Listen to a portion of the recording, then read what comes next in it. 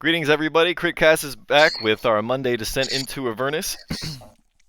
Last we left our party of intrepid heroes, they had just left Baldur's Gate in order to try to take the Shield of the Hidden Lord and the Infernal Puzzle Box to Candlekeep in order to hope to identify it. Looks like the stream is lagging. Looks like it's okay now. In any case, our party was on the way to Candlekeep when they were ambushed from within. Apparently, the Knights of the Shield had... I hate to say that they made their way into the party because Razi and Ned were programmed by the Knights of the Shield many, many moons ago. And a small crystal in a wagon triggered their flood of memories and brought them to the brink. But the party was able to subdue them.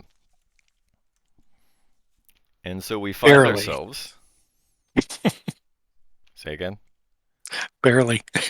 Barely. But it happened. In any case, you are all very much in dire need of a rest. And I believe we left last week, deciding that we wanted to take a long rest. Nothing is going to impede your rest this evening. The wolves are scared away by the fire, but no one sleeps well tonight. It's restless.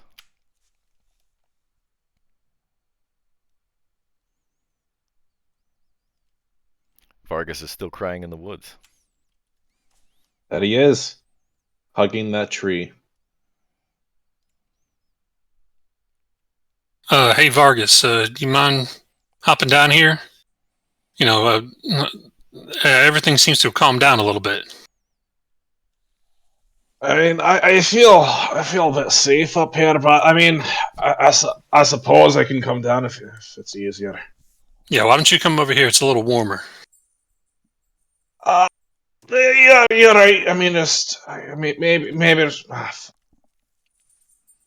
I'll look, a little scared up at the sky, clutching this axe as I move closer. Okay, what's up, Francis? Just bringing you over here towards the party. It's better if we stay together. And since we're going to be bunkering down here overnight, it's probably best that we stick together. Do you want me to set up like an alarm or something, just in case something happens? I don't think it's necessary. Now that I'm up and I'm away from me trees, I think I'll do it just for myself, I'll quickly go set that up. Just take me 10 minutes, don't worry. I'll come back. And whatever floats your boat. Do we get the benefit of the long rest? Sure. Let's assign watches, shall we? Sure. Who was on watches last time? I think it was me and Ned. And I think it was Ray and Vice and Razi and Vargas. Sounds right. That sounds right. That's a good memory right there. God damn. I'm going to volunteer for first watch. Ray, what's the first watch with you? Ned, how about you and I take the second one? Yeah, we could do that. All right. Sounds like we're on third. Okay. Go ahead and mark a long rest. Recover all your spell slots and character resources.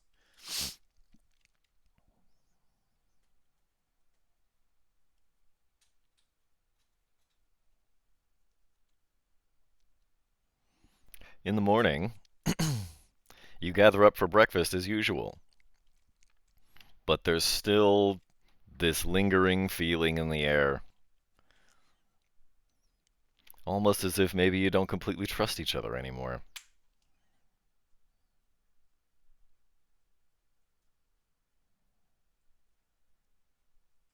I'll take my breakfast across the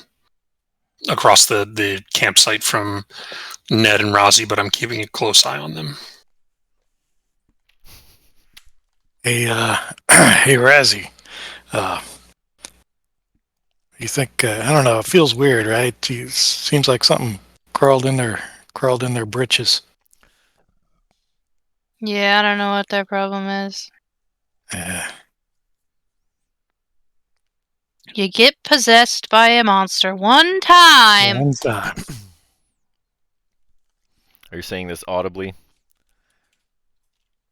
I mean, we're just having a normal level conversation. If someone's listening, Normal breakfast conversation. Well, then, I believe Rhea would hop down from the front of the wagon and say, if you could show us somehow that this wasn't going to happen again, I think everyone would probably be relieved. This specific ritual will not happen again. It's just a matter of whether or not there were other rituals that have other effects. Can you check for them? Can I check for them? I don't know. I'm not a doctor. Dungeon Master? Au contraire. Well, why I don't you appreciate roll your a support medicine anyway. check.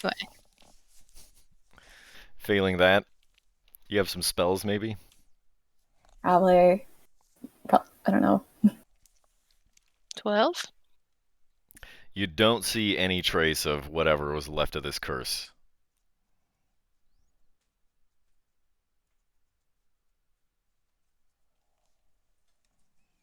Alright, you two. I'm gonna do something, and I don't want you to be scared about it, alright? I'm going to try to detect magic, because this cannot happen again, I want to trust you, I really do, I like you two, but at the same time, you almost killed me, Razzie! You're shooting these firebolts at me or so, I don't know what it was, but still. I don't You even almost know killed- Fireball! I don't know how you did it. I wish you'd known this before. It would have made the dungeon much easier, but now... Oh. Alright, just stay still. I'm just gonna quickly cast this little ritual. Don't worry, it won't hurt a pinch. And I'll cast Detect Magic. As he's doing it, I'm gonna pinch Ned. Ah!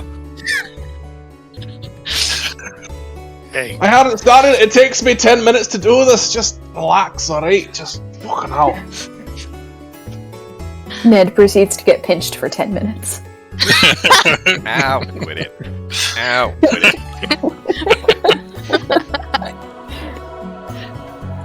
Remember that pinching match we had back at the... Oh, that was... I don't In the want to High do that Forest? again. Yeah, I think I won that. Well, yeah. You were pinching in unfair places. All's fair in love and war.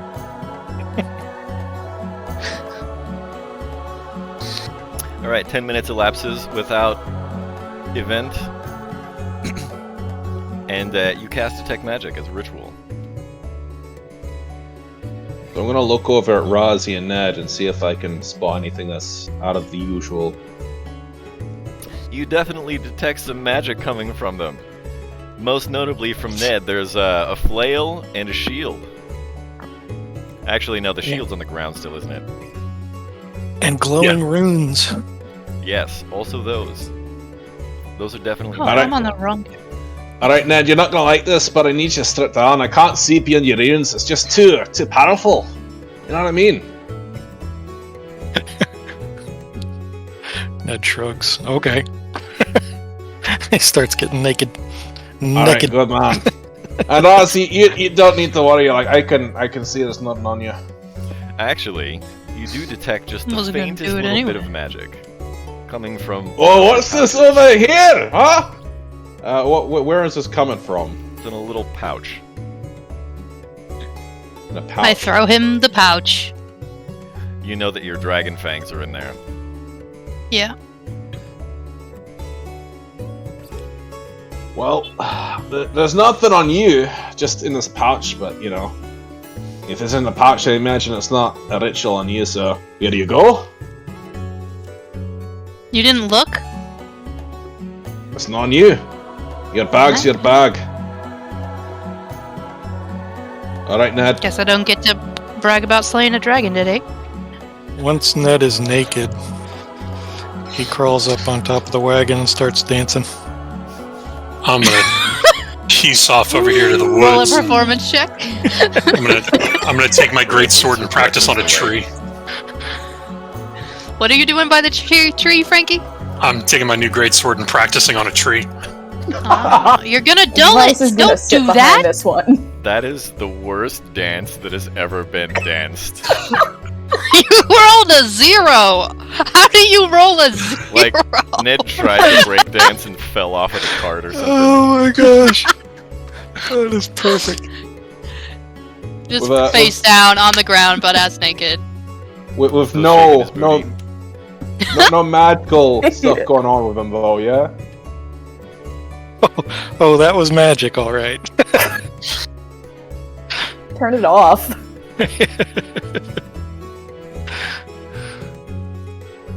All right. Give me my stuff.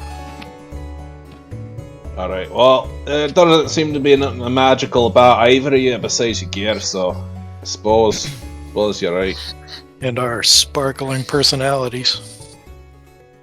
Well, High they're five. not magical. Sparkling, maybe. But alright, well, there's none that sticks out to me unless some of the others got a way to check something. Aye, alright, well, as far as I can tell, there's nothing magical about him. I don't think there's anything else cast, but still. So what? Well, I don't know. I never heard of this kind of magic before, truly. Like, we I don't do don't this know on the why- ground. I don't know why you What? guys are so mad. It's not like you died. Oh, yo, you almost got me, Razzie. For you to say this, you're so close. I saw me life flash before did me you eyes. die? Thankfully not. I don't know which god I need to pray to for this, but you know, I got me. Whoever it is. Never mind Vargas. it, never mind it. Vargas, I gotta tell you, Rozzy and I feel kind of Persecuted. tormented, persecuted by your questioning. I'm suffering actually by your It hurts. Oh, questioning. you're suffering. I almost died to both of your hands. You What? look fine to me. That doesn't Oh, trigger of course. his cursed item. Nothing like a long I mean, rest he to did make feel a little bad about it. Did you not see me crying before me eyes turned out me face? Ah! The audacity, but never mind. You know water. Hey, look, under the look, bridge. man. I'm like, We're wait, sorry. Razzie, I understand you do. You didn't mean to. It wasn't. Well, I fucking hope it wasn't. Anything that was really conscious about it. But still, I believe that this is not going to happen again. So to all of you, I don't think it's going to happen again. All right, this is coming from old Avernus. I got the good eye, as you can tell. If you want, you can Think roll it's an okay. Arcana. Yeah, sure, why not? Let's put that on top. Vice, you could also roll either an Arcana or I guess I'd take a Religion check. But you're off behind a tree right now. I'm gonna stay away until Ned has his clothes back on. At which He's point just chilling. you can make a check if you feel like it. Okay. Well, I got an 18 Arcana. I hope that's... You would Decent. think, from your knowledge of magic and curses, that you would have seen some evidence if there were some lingering curse. To which you found none.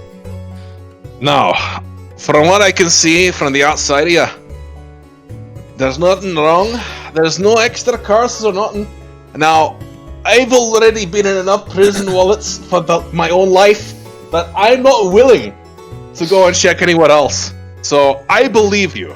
I will believe you that And there I is wonder why he's nothing. afraid of dwarven women. You've been I in believe prison? that there's nothing wrong with you, and I will confidently say to the rest, yeah, it's fine. Now, Ned, please get dressed. It's fine. Don't worry. I think this is the end of it. I've made my way over towards our cart, and I've started to prep I guess we have donkeys, is that what it is? Mules? There is a single mule pulling the small cart that you have, not this huge wagon that was drawn by a team of horses. So I've started hooking the mule back up to the wagon and getting everything situated. That mule cannot pull that wagon. No, the mule is going to pull your cart. So Francis is ready to leave. It looks like the curse is gone. And there's a shield lying on the ground. I pick it up. Hold on. No. I'm going to sit by the shield and put a hand on it and attempt to communicate with it again. You hear a voice in your mind.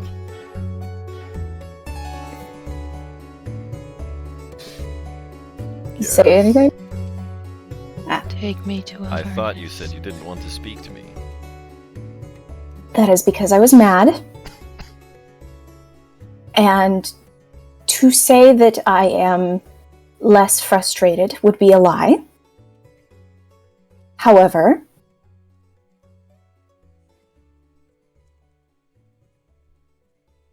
it is my understanding that you have not explicitly committed any direct acts of violence against us,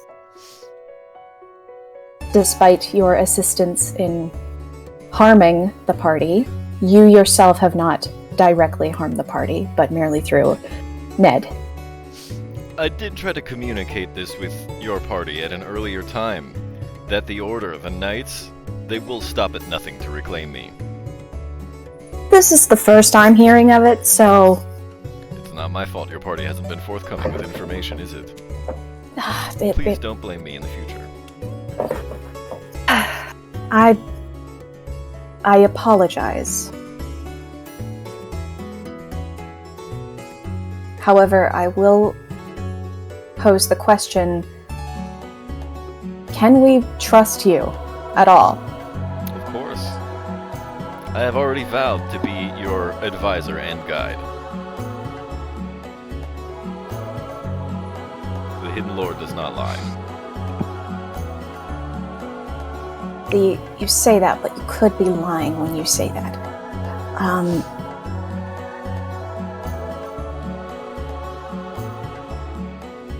You really are not going to cooperate with anybody unless you're working with Ned, are you? He has already signed an oath of fealty. Can I take a look at this contract? Absolutely Like, not. why? Because it is a contract for Ned and myself. Okay, but is there any kind of non-disclosure agreement? All infernal contracts have non-disclosure agreements. Information is power. It is the most expensive currency. Okay, so only Ned can summon the contract between you two. Only Ned could see it the one time when he signed it. The contract is now mine.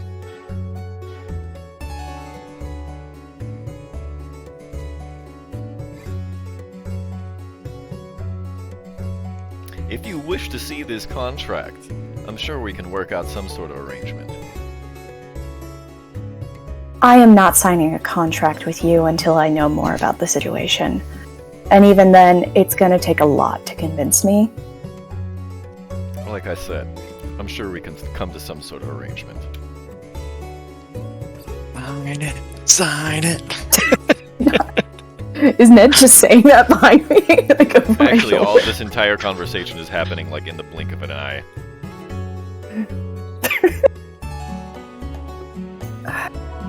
Well,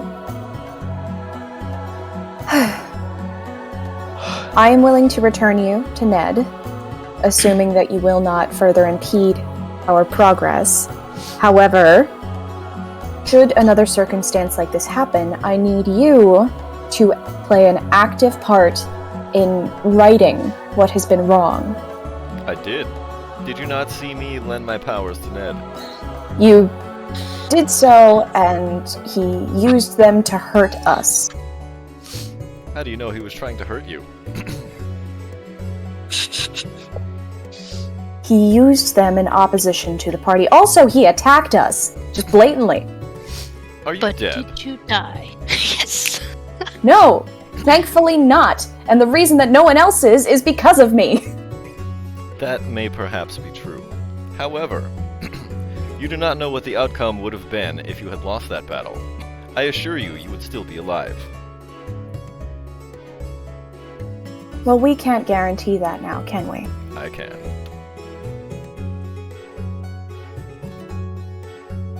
But you can't, because it didn't happen. I would not have allowed you all to meet your end here. And why would you do that? Because I've signed an agreement. With one person. One is enough, isn't it?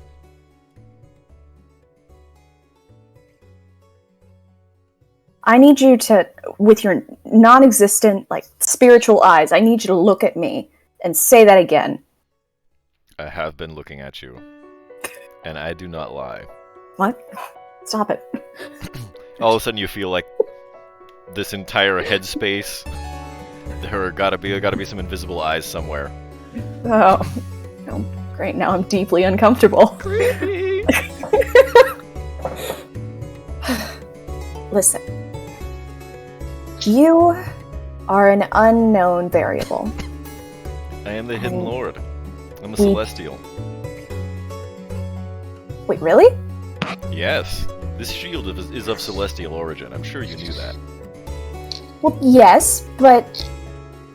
I mean, I figured, who would be imprisoned in a shield, in, anything Celestial, if not a fiend? That's why a would fair Celestials guess. imprison... But I was imprisoned by fiends. I am Solus. I am the first Planetar. Okay. That's... I'm gonna need a book on this. Look, are you gonna keep being heavy for everybody? I'm chill if you're chill, but are you gonna... I'm sorry, but I have a contract with Ned. Only he is allowed to carry me. For if there is a battle, I can only lend my powers to him. Cool. Everything else would be a horrendous tactical error. Alright, can you withhold your powers from him if ever there's a situation where he is using them against us? What motivation would I have to do that? He works for me. He is my partner now. We will kill him. I don't think you want to do that. Why? I'd like to call your bluff, mortal. Go ahead. Kill Ned. See what happens. Why would I kill him now? Exactly. Dang it! Logic. Applesauce! You mortals are all alike. You have Okay, no do appreciation not. for the Do long not. view of time. Do Because not. your lives are so short. God. I'm trying to find a middle ground with you, and you're very pretentious. Aren't Celestials supposed to be nice? I'm sorry. Living in this shield for so long has made me think a few dark thoughts. Can you try and I get it. I don't, but I get it. I can sympathize. This conversation is going in circles, it has occurred to me, and I see the only way moving forward is to return you to the hands of the one with whom you have signed a contract. However, though I cannot say for myself that I will do anything to harm your charge, I cannot guarantee that my other party members may be any less cautious. Well, to be fair, caution is what's going to keep you alive. Duh.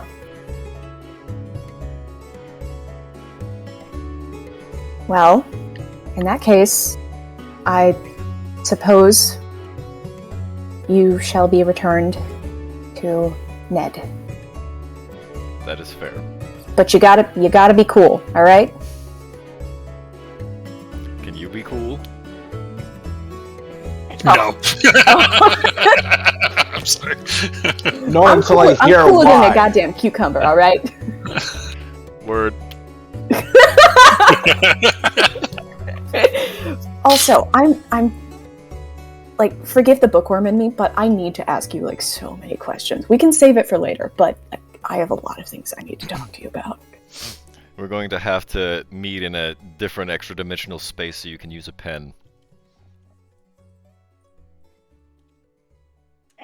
I need to find a quill that's going to last long enough. I'm All sure right. you can find one in Candlekeep. Wink, wink, nudge, nudge. This feels like an exposition into another segment of the story. You are absolutely correct. Ned, come get your shield. Meanwhile, So, what it looked like to everybody else is she touched the shield for a second and then stood up and said, Ned, come get your shield. Ned is halfway through putting on his armor. He, of course, did the top half first.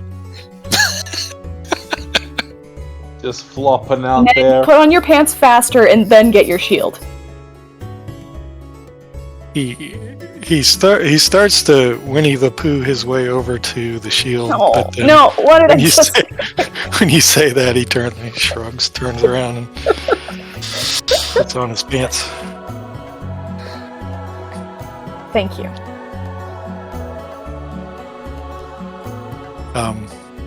Yeah. So once he's armored up, he picks up a shield like nothing ever happened.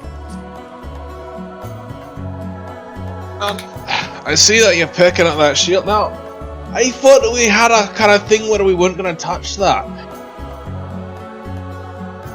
It's a little kinda- too late for that. He's holding it out with one hand, by the edge. Kind of flips it, kind of like a coin, and catches it, and he holds it out to Vargas. Well, you want to carry it?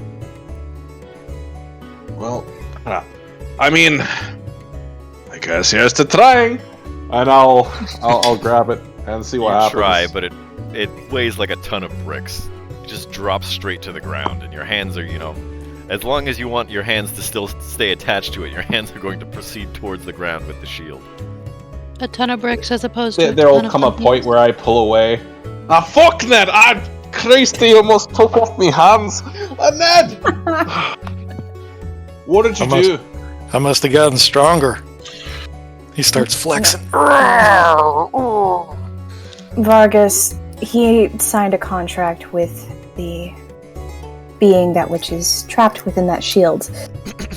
Now, how that affects his current contractual obligation to a fiend, I'm not entirely sure. I'm gonna have to...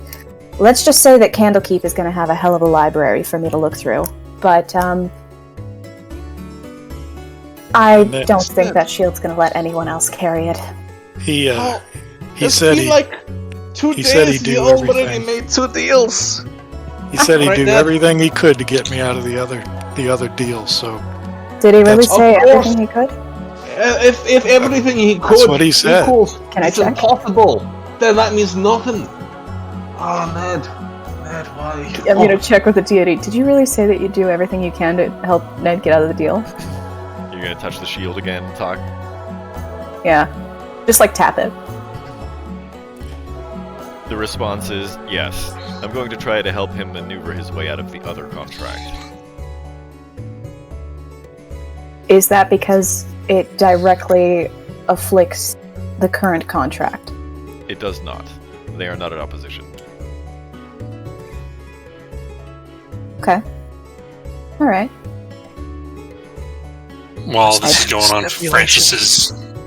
Francis is up on the cart and saying, pardon me, but it's getting a little bit late in the morning here. I think we should be on our way to Candlekeep.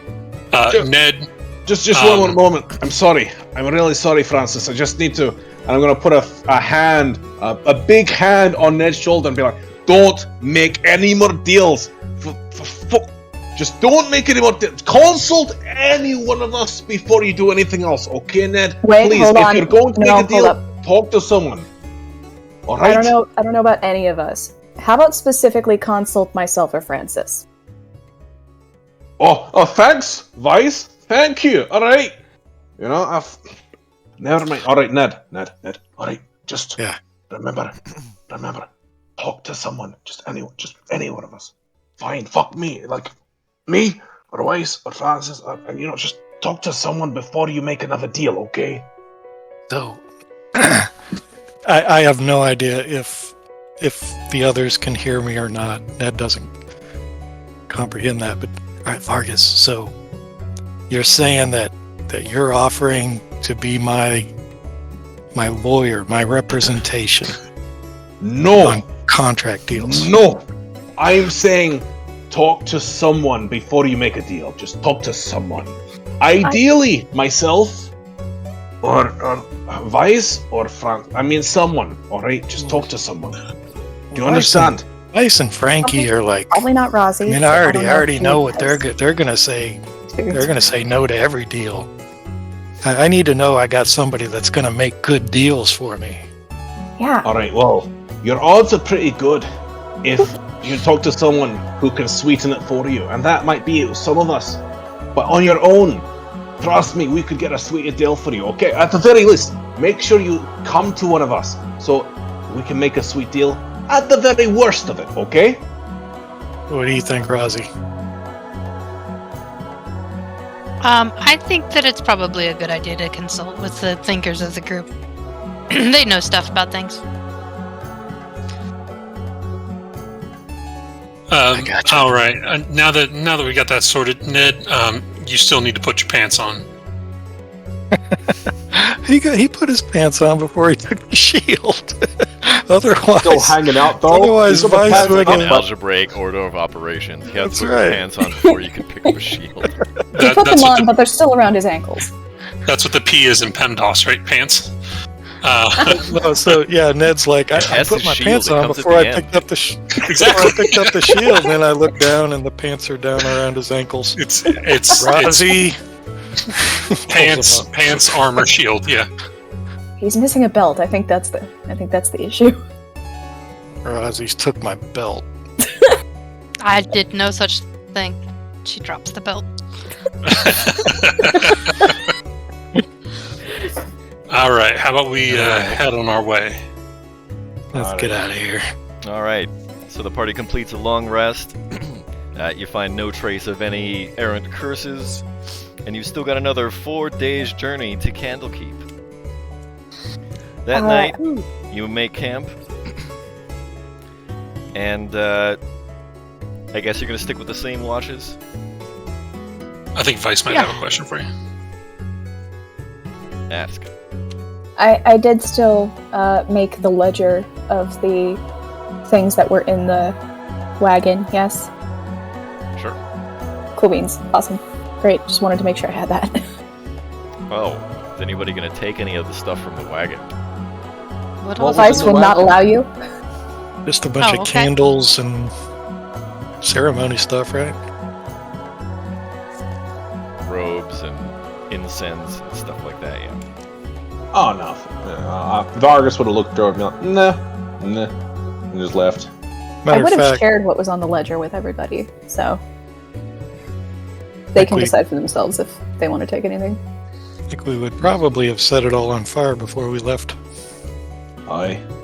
I wouldn't do that out of concern for accidentally doing something ritualistic. I mean, we can take We don't know the how many incense out. forest would do fire. it. That is Wow. also a problem. There's only a few trees. We could have wheeled. Anyway, it doesn't matter. You're right. Lighting unknown candles from a group that cursed us is probably not a good idea. Well, I mean, we could take the candles out, move the what's it called, the whole wagon back, and burn that on the road, and then push it back once it's cooled, just so that there's nothing evil there that could be used by someone else or recovered.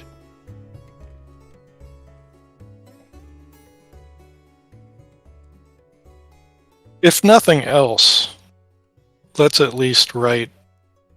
What's it called? The Knights of the Shield, Order of the Shield, Knights of the Shield. Knights of the Shield. We'll write Knights of the Shield sucks on the side of the wagon. Oh It's yeah, Knights. definitely. And It's after, Knights of the Sucks Night. with an X. It's SUX, yeah. after anyone does that, I will just use prestidigitation to just clean that up. And just like, Yeah. oh, good job, Tia. Let's go, and then make sure that there's no trace left.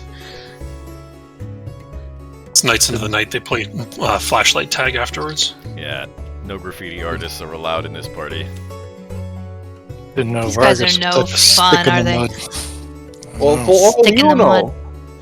know, that happened, and then we left.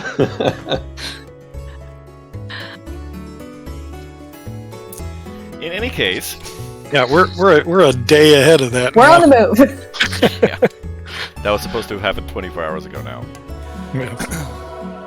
But that's what happened. So you leave the wagon with the Knights of the Shield relics behind. You make good time, make it another 30 miles or so. And then you make camp for the evening. And as you're sitting down to dinner, Rhea looks around at all of you and everyone's just kind of eating in silence, spooning up bowls of stew or something. And she looks around at everyone and she says, you know, maybe what we need here is a little team building exercise. It seems to me that there's still a little bit of mistrust in the air. A lot of people are sort of uncertain about how things are going and where we're going to go. So, it seems to me that if we understood each other better, that maybe we could trust each other a little more. I'll go Nah. first. Cue the HR department. So let me tell you the story of Rhea Mantelmorn and how I came to be a Hellrider of Elturel. You are pretty young. I mean, you must have done something pretty great, right? If only it were greatness that brought me here. Oh, alright, well, let's hear this story then. I am from a far-off land called Termish. I am a follower of Torm. But it was not always so. I came to Elturel to train as a Hellrider at the tender age of 12, for what you will see are somewhat dubious reasons. I'm from a village north of Zorhun called Zornas. My family were cultists of Yunogu, who were slain and eaten by a Gnoll warband. I watched my mother and father be killed by gnolls and eaten by hyenas, which in turn became more gnolls. Realizing what was going to happen, I doused my toddler sister in pork fat and lit her to keep the gnolls from feasting on her flesh, but not before a tearful hug goodbye and an overdose of sleeping tincture made from nightshade.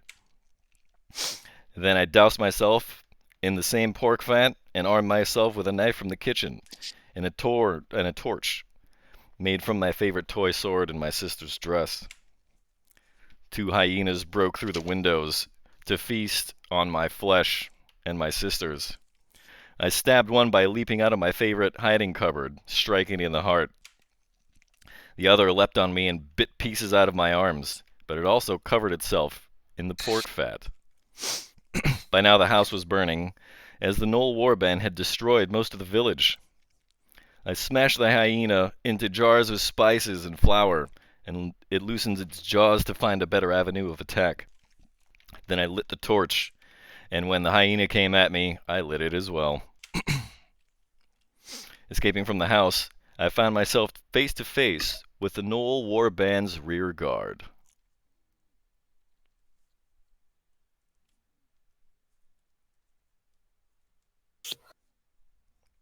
Gnoll witherlings. The undead remnants of gnolls eaten in times of dire hunger to sustain the warband. It overpowered me, striking me down with its wicked bone mace. The last thing I saw before I expired was a quartet of witherlings crumbling into a pile of bones, and a woman with a shield emblazoned with a symbol of a white gauntlet uttering holy words. A few moments later, life breathed back into me with a gasp. A cleric of Torm had brought me back. It was too late for my sister, the cleric explained. But Torm's justice insisted that I live. I knew then that Torm had chosen me to follow him.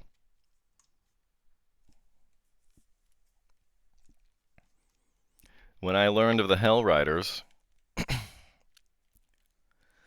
I knew I had to make my way to Elturel and to my destiny, for I have never forgiven Ynogu, or fiends in general, for taking my sister from me.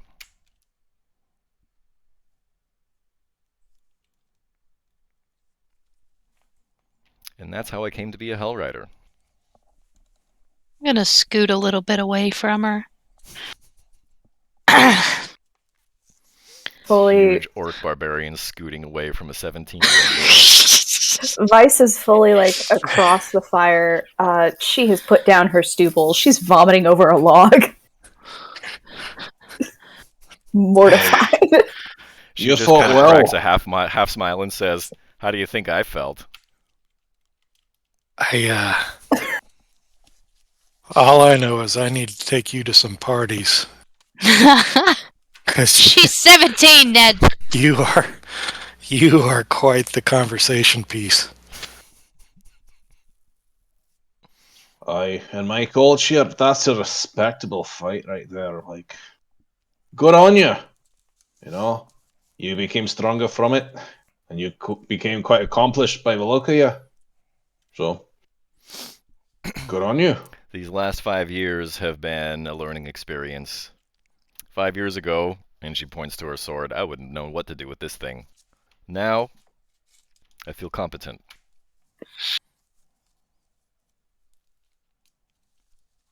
Aye, that's been evident in our combats and our fights. Very well. Ned takes out a little music box, not that big. Opens it up and it starts playing this little tune, almost like a kid's tune. Like this. Sure. That's about You it. mean your music box has been playing this entire time? It's I'm crazy, wondering right? what that hit like way back in the bar, and I was I very know. confused. It keeps doing that in my bag. It's weird. He says, "This is it's a gnomish music box. My adopted mother found this in my crib when she happened upon my clan, I guess. She was out hunting for some ore with a friend of hers and heard some screams in the cave, and they dug through the wall, and by the time they got there, the entire gnomish clan was just mauled, dead. And there was a big, she said it was like a insect robot thing that apparently the gnomes had created, and then it went crazy and killed everybody. And once they broke it, they found me. I was the only one left. Guess you didn't look that tasty, huh? Well, I think my parents were smart enough to hide my crib. But yeah, that's how a stone giant woman found a gnomish baby, and she decided to raise me. That's it. I didn't burn my sister or anything like that. Rhea just kind of leans back with one hand under her chin. She just kind of says thoughtfully, "So that's why you think you're a stone giant?" My mom raised me to be a stone giant just like all the others. She taught me rune carving, and the other stone giants didn't really appreciate me being there. They thought I was a joke. Didn't treat me very well, but rune carvers are important in the clan, so I was off limits for killing, but that didn't stop them from bopping me on the head every now and then. Well, Ned, between the two of us, we can make you a giant. One day we'll show them, you know. Well, the joke's gonna be on them if I ever come back around. You saw how big I can get. Aye, and I can make you bigger. That's right. As a matter of fact, that's how me and Rosie met. Her tribe was neighbors to the giants, and they didn't really like half orcs, so she didn't get along. I'll let her tell her story, but that's how we met. We kind of stuck together because of that. I see. So what happened with you, Rosie?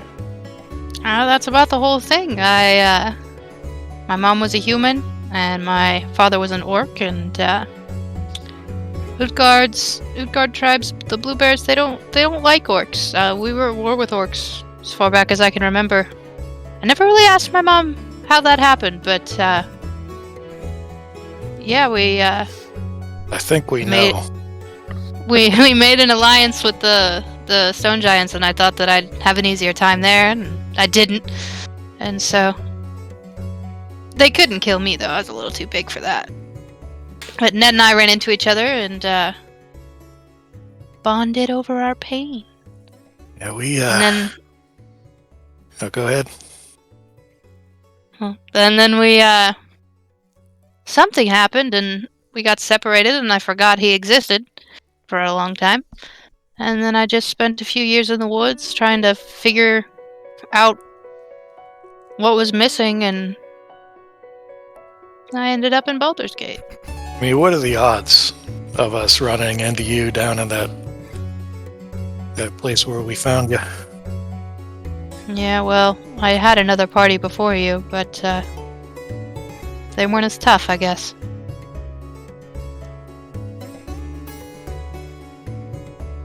I see. Well, we're all here today, so that makes us something, I guess. Now I'm kind of curious about you, Francis.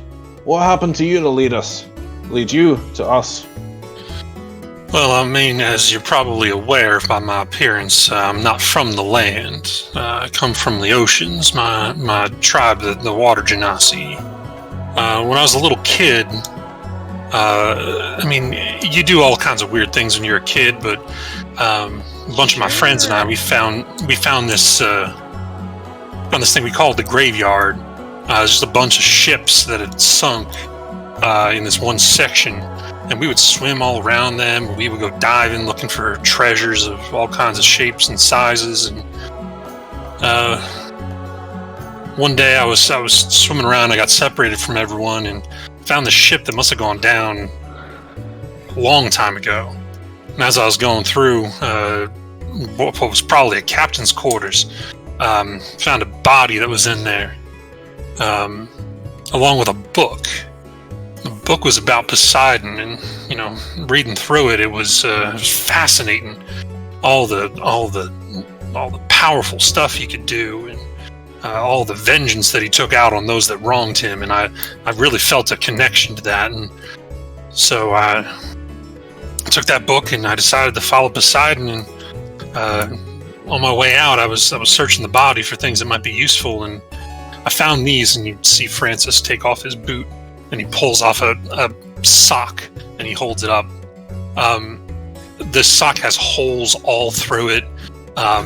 It looks like it has been saturated with salt water. It reeks to high holy hell. Put it back! I go, and these were some of the socks that I found on the departed captain. I decided to keep them close with me to remind me of that day. But as I got older,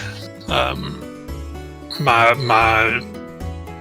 people have a rite of passage where we swim up the rivers and the streams up to this mountain, and I point off into the distance to a tall peak.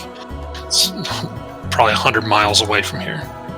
And I say, you got to swim up a stream all the way to the top of that peak. There's a spring, When you make it up there, you're supposed to have some sort of a revelation. As I popped out, I come face to crotch with this tiny little gnome who must have been bathing at one point. And I pull out my trident and level it at him, and I say, "Who are you, and what are you doing here?"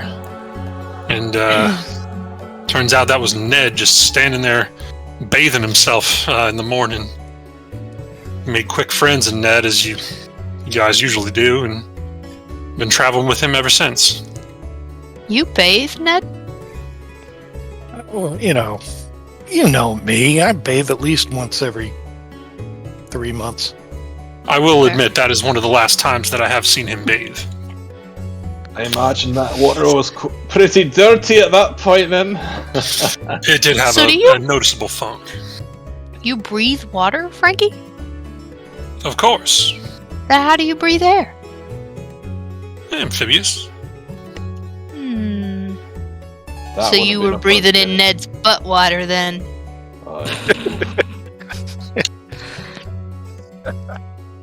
We all I've never have breathed filth in in a our fart. past. But oof, that would have been something. Alright.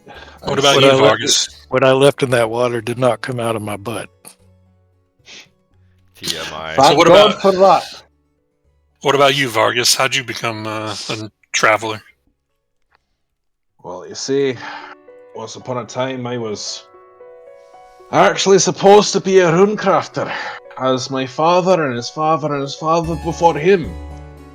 But down where I'm from, there was a certain legion of dwarves who carried these large tower shields, who would go out into the tunnels and go and make great victories against our enemies there, the drow, and those people, the ones with the tentacles on their face. What are they called?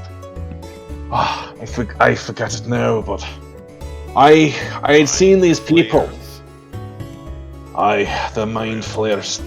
Those would be the ones, and they had taken many great victories, and I idolized them back then. Their aptitude for battle, and though not carrying much aptitude for, let's say, melee combat myself, I'm not that stocky for a dwarf. I decided that was what I wanted to do. I'd seen them, and I'd seen the glory that they'd come back with. Though they were stoic, I wanted to be like them. So I forsook my craft, and my father, and my family, and all of them, and I said, no, I will go out, and I will find a way. And I was regimented with a group of battle mages. So I and the group of newbies, we all went out together, and we went into the tunnels, and we were given a task to flush out a group of large spiders, these giant spiders, these things that crawled and weaved their webs, and just thinking about it gives me the balls. I fought, though, as I went into the tunnels, my fellow man, it was not long before we saw it was a losing battle. And we cast our spells, we put grease on the ground. No matter what we did, we barely slowed them down, and they kept coming. Hundreds of the things, you know. We cut one after one after one until there was a swarm. And I realized if I had stayed there, I would die. And I knew it for a fact. And so, I am not proud to say this, but I ran. I tried to encourage other men around me to run as well, to lay a path of which they could be slowed down by. But as I fled, I remember running and running through these tunnels until a point I looked behind me and saw they were all gone. And it was just me alone in these tunnels of fiends and creatures and so much.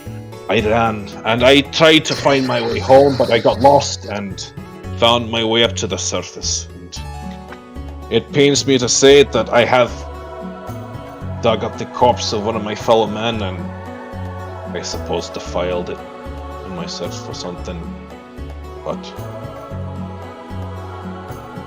that is how I found my way to the surface.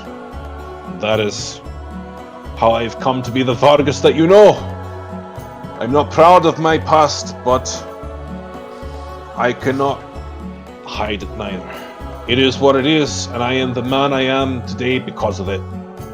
And once I found my way to the surface, well, I fell in with you, and we tried to assassinate someone, and that was maybe ill-advised, but we did what we did. I've been fumbling my way around on the surface. It's a land unknown to me. It's different and strange. But that is how I've come to be where I am now. So this is the first time that both Vice and Rhea have heard about the botched assassination. And so they're just kind of looking at each other like... Do we What? pick up on those sequences? I It's didn't try to very assassinate anybody. Yes. Now, Wasn't we me. didn't do it. We didn't do it. let me provide some clarity here. We were hired for a job to gather intel on this person. As part of that, we were scouting them, finding weaknesses in order to determine if this was a target that should be taken out. As we were coming up with a plan for what to do, we gathered word that they had already been assassinated. So, Not accurate. Not This is the look So at Vice. maybe- This is maybe- the truth that Frankie believes. Maybe we were tasked to take out someone, but we didn't do it. We didn't follow through. It's not on our heads. We did nothing. So at the end of the day, like, there's no blood on our hands. You know, we accepted a job. It was over our heads, and it kind of solved itself before we got picked up by the mercenary group. So The flaming Never fist, mind you that. mean? Who was your Aye, intended the flaming assassination fist. target? you know that probably doesn't matter. You know, like. Who? You know, I've forgotten. It's just... I don't know. Prince. I think that's an automatic insight fail. I've honestly forgotten. yeah, I honestly... It was the Honestly. Duke Van Thamper. Alright, you got me caught. It was the old Duke Van Thamper. You know, he was the one that we were supposed to assassinate, but we didn't. I can swear on whatever god you're like, we didn't do it.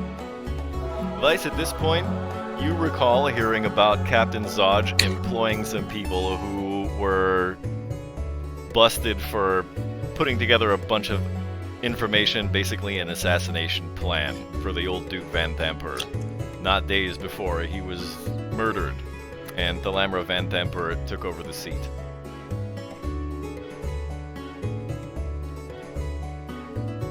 It was none of us. We didn't have a hand in any actual assassination. Just merely the planning, you know, just like someone's imagination. You know, sometimes you're mad with someone and you imagine what you might do to them. So, like, that's kind of like this. We didn't hurt anyone. We didn't do anything. We just merely imagined it, which is quite different from an act, as you might say.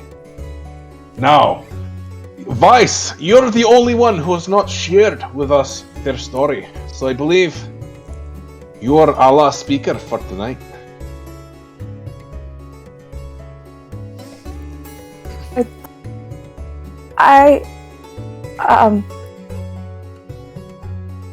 I'm a librarian. I mostly read books. About it. You're a good killer. I mean, What? I saw what No. you were doing before No. I blacked out. No, I no, saw no, it no, all. no. I can't do violence or anything like that. That's no. God, Oh, no. look at the modesty The there. wall. I saw what No. you did. And No, touches no, his no. shoulder, No. and you hear Rhea's voice say, "Don't listen to him. You didn't kill anyone." I'm gonna lean down to Dead and say, she's in denial, but like really loud. I can't do the violent thing. I don't like hitting people. It makes me feel bad, and it makes them feel bad. It's bad. I don't like it. But you're so good at it. No. Wait. You just keep doing what you did, you know? Like, you don't have to hit someone, apparently. You're fine as you are. Just keep doing what you're doing. Not killer. Ah, look, you made her cry. She fully busts out sobbing. Whoa. Ah, good job, Vargas. Yeah, right. Listen, you Vargas don't on the have. shoulder. Listen, Vice, you don't have to hit anybody. You can pack a wallop with your god magic. Whatever you did back there in that fight, man, that laid me out. That was. There you go. It was God. It wasn't you. It was the hand of God that touched these people that put him, you know? Like, don't worry about it, wasn't you. She like glances up and is just like stares at you wide-eyed, and then just goes right back to sobbing. Alright, well. I hope you're all proud of yourselves. I think we broke her. I'm just a civilian. Does my curse kick in now? Oh, you feel fucking terrible. Christ! Fuck! I run over to Vice and I hug her. I'm sorry! I'm none of that! I'm sorry! Christ! Stop it! I didn't mean it, you know? Oh, me heart can't take it, please! You touched a dead body thing. I don't know. Stop it. I'm gonna pull out a big bottle of liquor and just start drinking and hand it to Ned. If we try, I think we can get all of them to cry. You've killed people with these hands. Vargas will go sit back down because now he's sad, but he doesn't know what to do. He tried the thing that would make someone feel better. Oh Christ! I'm sorry, Vice. Oh, I feel bad. You didn't kill nobody. As you can see. You keep crying, then I'm gonna keep crying, and then it's not gonna get better. Well, you'll have to be first. I don't know why. I can't stop these fucking tears. Oh. My heart can't take it.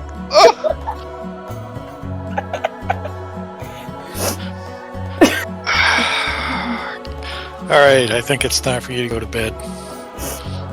Ned, pass me the bottle. It's the only thing that'll drown out this sadness.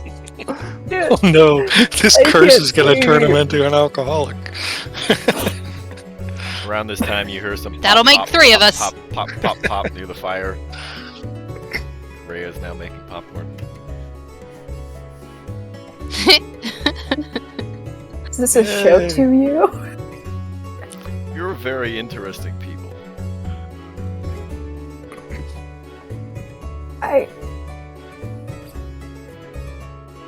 Then maybe.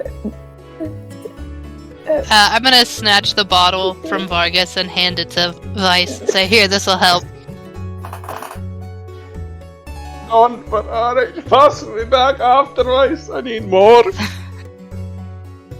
Hey Frank, you breathe water. Can you breathe? Can you breathe alcohol? Ooh, yeah, you should try that. I appreciate the thought experiment here, but unfortunately, alcohol does not go inside of my body. Alcohol has different consistency for water.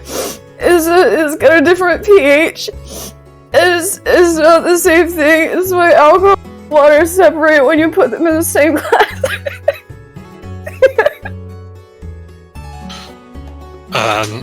Vargas, I think you have broken our companion here. Man, but ultimately, the alcohol that you are... Oh, I have cooking utensils. I'm gonna toss her some butter. The alcohol that you are consuming right now is majority water. It's not entirely alcohol. Nah, it's barbarian booze. It's pretty alcoholic. Thinking like fermented mare's milk or something. It's heavy shit. Oh, It sounds really gross. Yeah, I kind of... Do we have apple juice in the cart? Yes. Vice, give me the ball. Give me the ball. I need more. I You go get your apple juice. I'll drink the rest of this. Don't you worry. You won't drink the rest of it. Give it back. Oh. Rhea smacks Vargas in the stomach. Pass that Yes. over. You're trying to kill me. Oh, Trying to drink all our booze, old man? I was gonna Yeah, use you're the trying to get alcohol yourself help killed. with scrapes and bruises. Just let me have What a this, waste. alright? Just let me have this. Whatever. Ned, I know you got a couple more bottles stashed somewhere. There is Well, ample wine that actually- was part of your supplies. I What kind of remember wine? when There was ample wine. It was part of your supplies. remember when we were in that the Van Thamper mansion Mm-hmm. and I opened up that liquor cabinet. Oh, you got the good stuff. I reach into the bag, and if you remember, the DM pointed You had out one there really was fancy one bottle, right? really fancy bottle. Yeah, I pull it out. Don't give it to Vargas. I snatch it out of his hand and take a big gulp. Sure, Okay, right? hold on. That finer stuff's wasted on me. I'll Oh just god. head back into that little carriage of ours, and don't you worry. You enjoy the fire. I'll just be back there. It's probably like a $200 Honestly, I 200 think gold I need piece. to make a Constitution save. Oh no. No, Rozzy. Oh, Rozzy, okay. This was a getting to know you exercise. Getting to know you. Oh, we got to know each other. Getting to know 18. Dying of poison.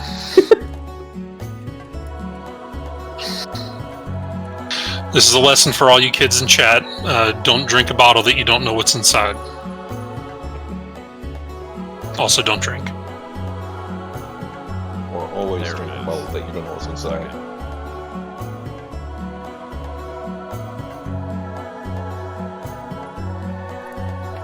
You pass. However, you feel like there is something strange about this bottle of wine. What the hell, Ned? What? I hand it back to him. Take a drink.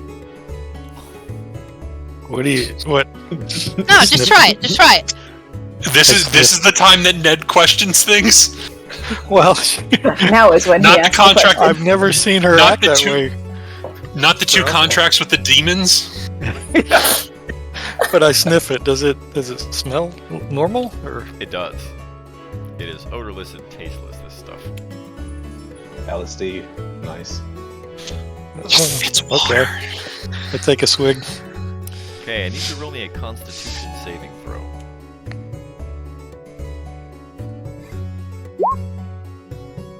Okay. 15. It tastes a little strange. Hmm. It doesn't quite taste like you would expect, like it smells. I don't know. That doesn't. Does alcohol go bad? It does. I don't know. This Oh. this moment of the weird drink has given me an idea, and I take out my my potion of fire breath, and I dump it in the empty alcohol bottle, and then I go and I take it and I hand it to Vargas. Say, here, bud, I found another bottle. Oh my god. He was in the wagon, so he didn't see it. Well, I mean, I have this ball here, but I mean, Do you want some bombs apple away. juice? No. Vargas, do you drink the bottle that I Razzie hands drink- you? The normal wine and the fire-breathing one at once. Okay, bottles, what do you do baby. afterwards? I burp. What? Who are you facing? I'm facing the entrance of the what's it called, the carriage that I'm in. So, what happens is you burp, and you light the back of the carriage on fire. Oh Christ! And I'll in my drunken stupor try cast what was it? Frost Ray of Frost. Frost. Ray of Frost, that's the one, yeah, Ray of Okay. Frost. While you're firefighting, everyone, Zephwin has redeemed a group hydrate. Thank you. Thank you, Zafwin. Thank you.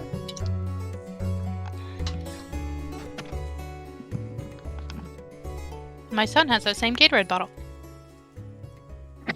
It's literally the same one. Literally It is the the same one. Gatorade bottle. The Wow. Gatorade bottle. Rigo, did you An steal that from him? extra-dimensional Gatorade bottle. It just goes back and forth between the two houses. Right. It's my mom said it's my week with the Gatorade bottle. You have partial custody. I got the Gatorade We have an bottle with agreement. the force. After I stumble out of the carriage, trying to put it out, I'll look at everyone and be, I'm a fucking dragon! I'm a fucking dragon! And then I'll try burp again into the sky and see if it works again. It does not, and you're very disappointed. But also, How does it not when- if you get 3? you get 3? You Did get you drink 3? the whole potion? You had to oh, yeah, drink like- both did bottles, check. right? It was bombs away! He did Okay. check. Then what would have happened is, while you were casting the spell, you would have been burping more fire onto the back of the wagon, onto the cart. Vargas is just sitting in the room that's just on fire behind him, going, "This is fine. This is fine." Fucking drunk already! Oh, it burns! Knock. Oh! And then... they would come Ned up takes like some of where it's like, the fancy bottle and splashes it on some fire to see if it puts it out. I think 3 bursts from a potion of fire breathing is going to be enough to consume the cart. Right now, it is totally ablaze, all of your supplies are burning, and the mule is freaking out.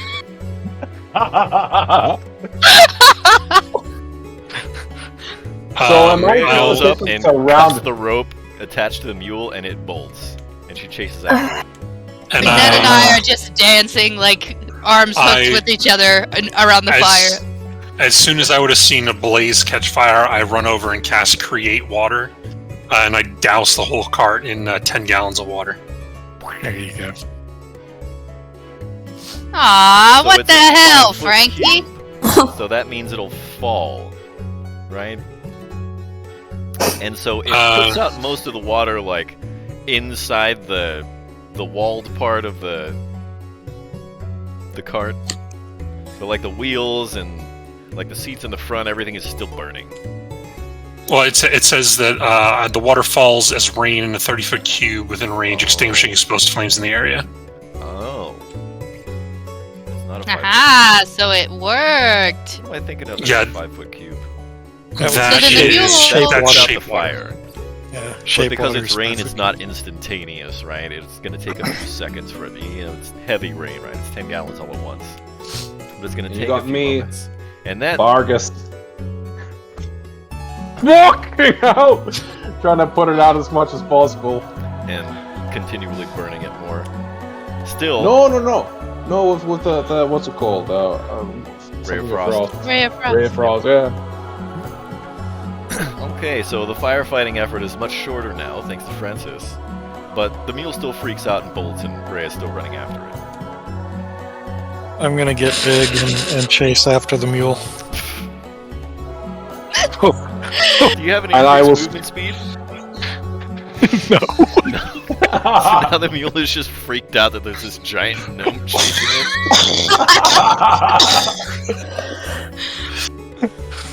Ladies and Vargas will gentlemen, still boys come and outside. girls, non-binaries and gender fluids, everyone watching at home, this is what happens when you run a Dungeons and Dragons game. It starts out like Lord of the Rings and ends up like Monty Python and the Holy Grail.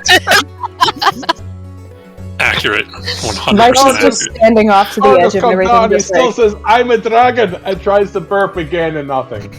This time you puke. Francis walks up to him and slaps him on the back and says, "Sure you are, buddy. Sure you are." I mean, I think you would probably just puke again. Maybe all over your shoes, you gotta be careful. I mean, I was a fire dragon, I'm an acid dragon, I seem to fuck what's happening. Would this be considered poison? That much alcohol? mean- Yeah, maybe. Alright, I expend 5 lay on hands to cure him of the poison. Oh, Oh. fuck. Oh, God. You're all of a Oh. sudden pretty sober. Oh, Christ. I mean, I swear to God, I breathe fire for a second there. I mean, Rossi's and then- just rolling at this point, just on the ground, just cackling. fuck. I mean, it happened. I mean, what the fuck was in that wine? I don't know. Based off of our compatriots' reaction over here, my guess is that she may have provided you with a mixed drink you were not expecting. Aye, mixer. Aye, that could have come at a better time than in a fucking wagon, but Christ. Still got a little headache from this. Christ. I hope the wine's still good. I'm going back in there for the rest of it. No. I think you've had enough to drink for tonight. How about you just take it easy for a little bit? I had enough for the rest of the night, but you sobered me up. I believe it's because you were lighting all of our things on fire. Yeah, what the hell, What fault of mine? What fault of mine? I'm not a fucking... Look at me, am I a dragon? No, I'm getting fucking pissed up tonight, mate. I've had enough. It's been a depressing fucking time. It looks like you are a confused little man. I think it's about time that you maybe lay off of the drink for a little bit. That's your opinion, mate. I'm fucking going for more. I'm gonna pass them a bottle of liquor. Vice, who has been standing and watching this the entire time, just shaking her head no, is gonna approach Rhea and is gonna be like, I'm gonna go to bed. She's gonna take off her glasses and just be like, I'm gonna go to bed. I'll come get you when it's time for watch. Yeah, alright. Did we get the donkey back? Yes, eventually she comes back with the donkey.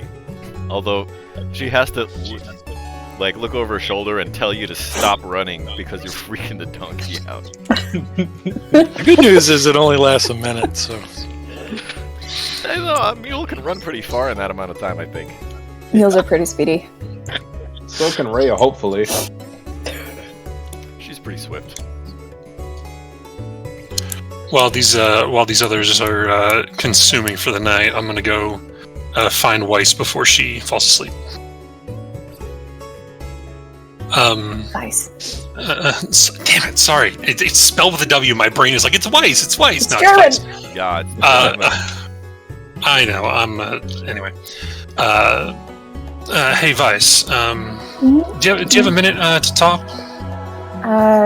Yeah, sure. What's up? So, you heard some things tonight that I know surprised and shocked you a little bit. Could say that they did that just a little bit. I understand. You and I come from the same line of thinking, where you and I want to do good. We want to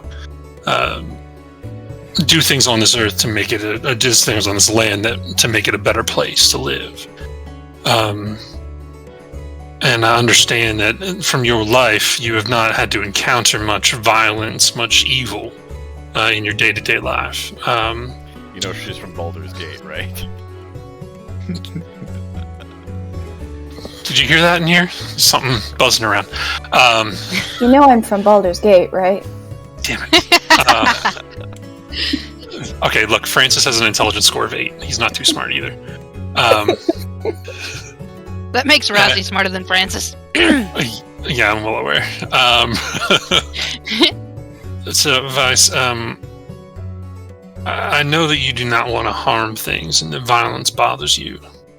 And I want you to know that the violence that we choose to undertake along our travels here is not to inflict harm against good people. The violence that we're doing is to try to protect ourselves, try to protect lives of innocent people on this earth, on this land. I keep wanting to say earth, on this land. And we don't take this violence lightly. I just want you to know that. I'm here to be on your side as a beacon of hope and good for this group. But when push comes to shove, you need to be ready to protect yourselves and the others in our group, because ultimately we are stronger together than we are apart.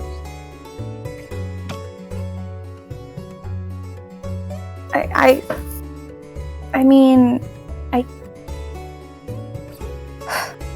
just because you do not intend to do harm does not change the fact that harm is still being done. And just because it's for a good reason doesn't stop it from happening, or stop it from having the same kind of impact. I do consider myself very fortunate to have minimal experience with that kind of thing, at least for someone from Baldur's Gate, but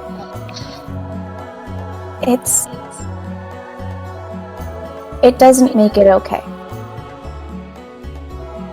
I understand completely, and you are absolutely correct. Violence is not something that we take lightly. And, understand that while Ned and Razi and Vargas do tend to, let's put it this way, they're full of hot air sometimes. They do tend to spout off about their achievements and talk a big game. But ultimately, what they're here to do is good within this earth. So don't take too much of their ribbing personally. If you want, I can talk to them and tell them to tone it down a little bit. It's fine. The separation of background, I mean, they grew up in environments where that's a source of pride. And I didn't, and that's completely fine. Okay. I can't demand that the world change the way it spins just because I don't like the direction. Very good. Well, Vice, sleep well. I'll be on the other side. I'll see you then. Good night. And I'll take off towards the other side of the fire.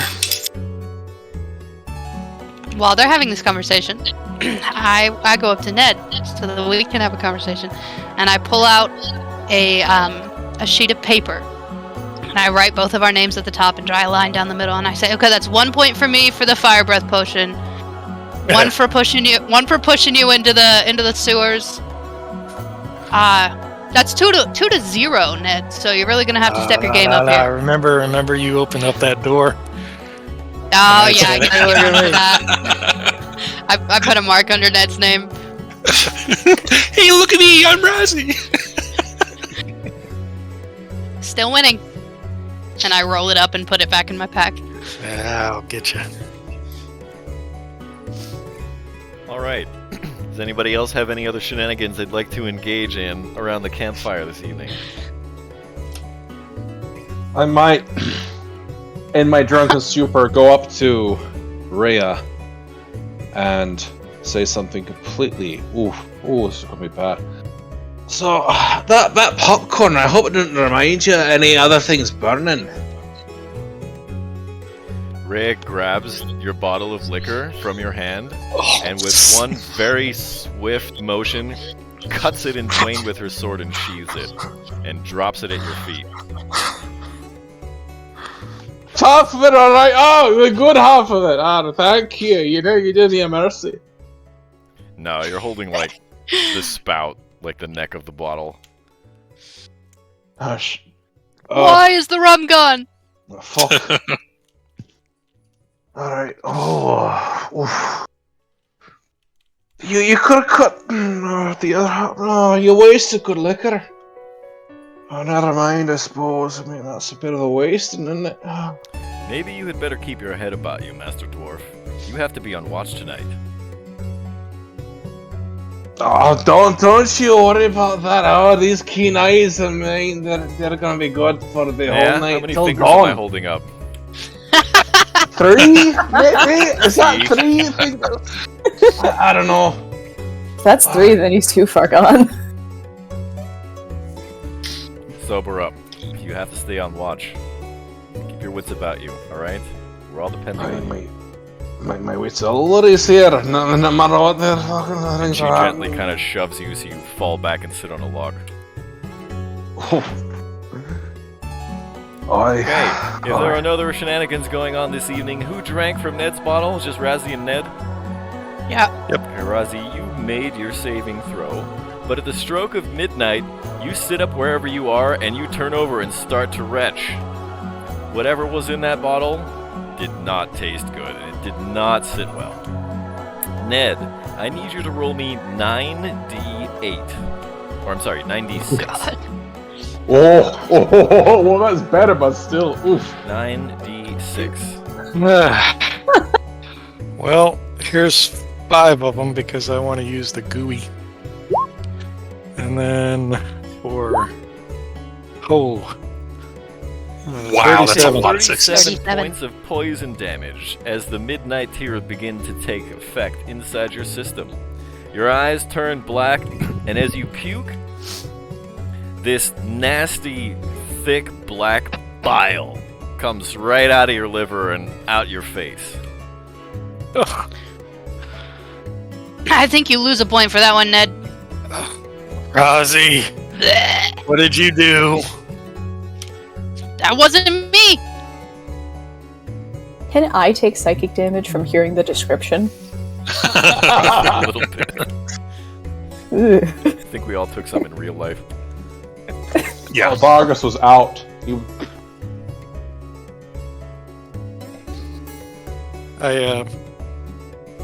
While I'm oozing black ichor,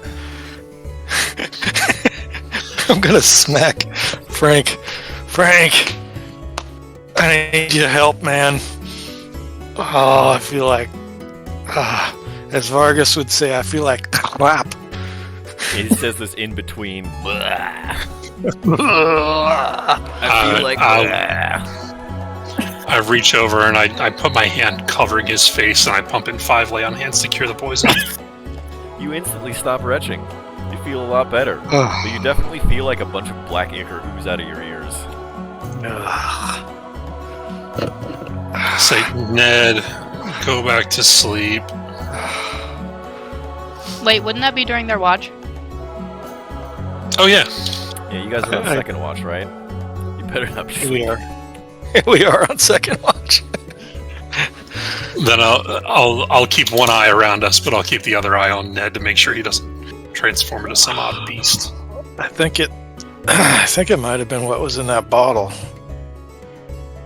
I don't think it was fit for drinking. Maybe it's not wise to drink things that you don't know what's inside the bottle. And Ned's like, yes, not wise. And he looked at sleeping Rousey over there. No.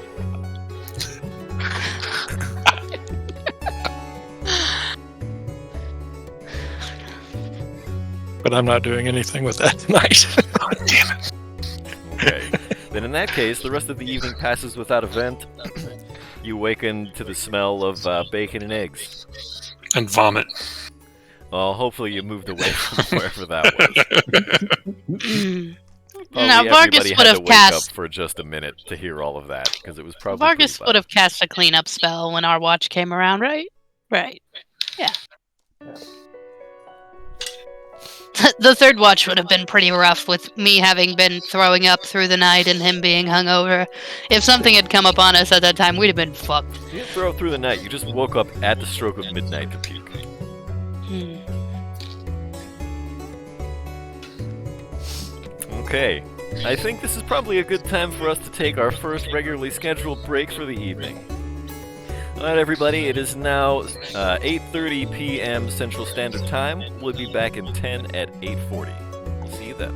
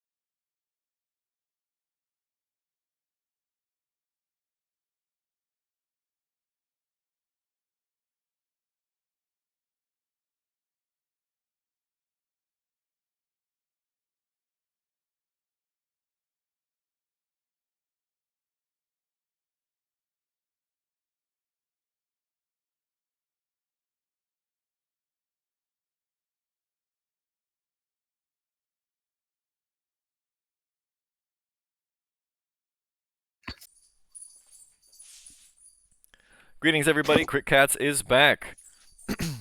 And we just left our party bedding down for the second evening on their journey from Baldur's Gate to Candlekeep, and they had a little bit of mishap with some Midnight Tears poison that Ned inadvertently picked up back at the Van Themper Villa.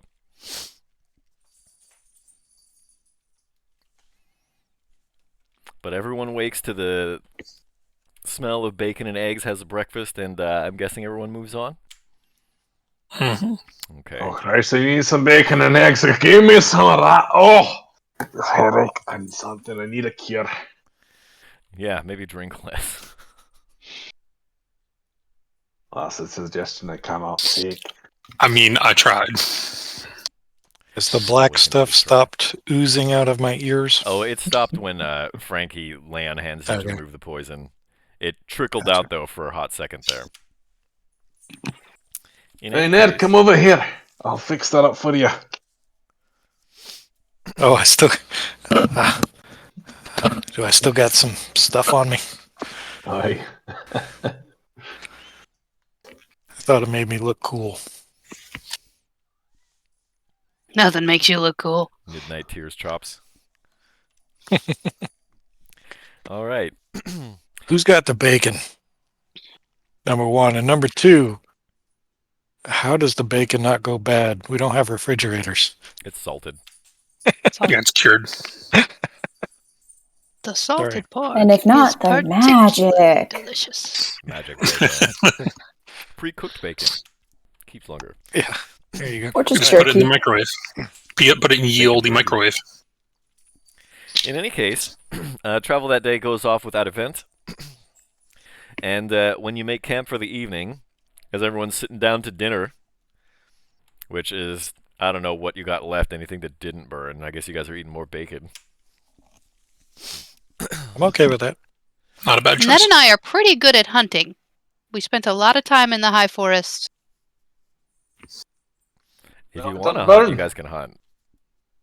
Sure, I know Saying how to we brew need a to hot hunt when- broth. Alcohol. Sealed alcohol. It might boil, but don't burn. Oh, I drink it tonight. Oh, When Razi says Ned and I are pretty good at hunting, what she means is she's pretty good at hunting. Okay, well, if anybody wants to hunt, go ahead and Ned's roll good a at being survival. hunted. You know, I'll go venturing hunting with you guys. Fuck it. It might be a bit of fun. Ha! How's a 20? Yeah, Told ya. 18 and a 20. Vargas. Vargas can't even Vargas find rolled a an bottle 8. of booze. Everyone has somehow mysteriously hidden all of the booze from Vargas. We rolled a nat 17. So with a 17, an 18, and a 20, it's a forest. I'm going to say you guys basically get your pick of game. You want to, hold for a little while so you can get a deer instead of a rabbit, up to you. Yeah, we're going for a deer. Okay, then venison it is. I'll Is forage Is it a around for female some. deer? Do we catch a female deer or a male deer? Roll me a Why? D100. A deer or a buck? Doe or a buck. Oh, doe or buck. There we go. Bucks or does. It's also the same phrasing that you would use when referring to 51. rabbits. It's a female deer. Oh, Well, you know what the difference is between deer I wanted nuts the and beer nuts, right? antlers.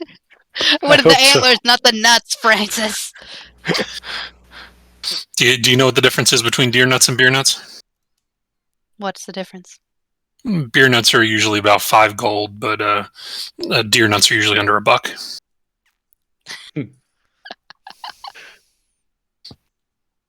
Waka waka. While they were hunting, I was busy getting some roughage to round out the meal. Cool. You find some mushrooms, some wild potatoes, some rosemary, and some thyme. No parsley and sage, okay. I was about to make that joke. You I beat me by softballed a it in there second. for you. I mean, come on. Can't do any better I than ain't that. got no time. Ain't nobody got time for that. In any case, As you all find yourselves sitting around the campfire, sharing another meal together. Oh, I gotta make sure I have my sound turned off.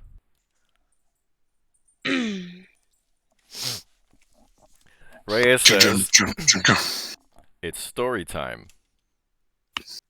Not again. Yay, story time! I was going to tell you this story, and think it's about time that I make good on that promise. And the music is stuck for some reason. 1 second while I try and troubleshoot. Vice is still Gotta have that traumatized ambiance. from the last story. Why is it? Aye, the first of many. Oh, we have plenty of stories, I'm sure, between all of us, eh?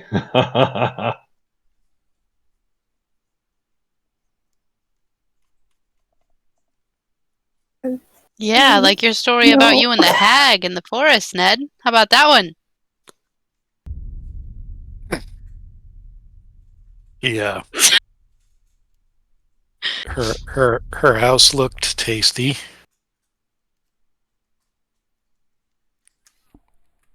Roll20 is being combatively difficult right now. I'm just going to refresh the page. Give me a moment, please. I hear some music. Yeah, but I then do it as keeps well. chopping, right? No, No. it's not chopping for me. Not for me. Sounds like a you problem. I can't see or hear it. It doesn't look like it's playing here. Okay, now it's working. Ta-da! In any case,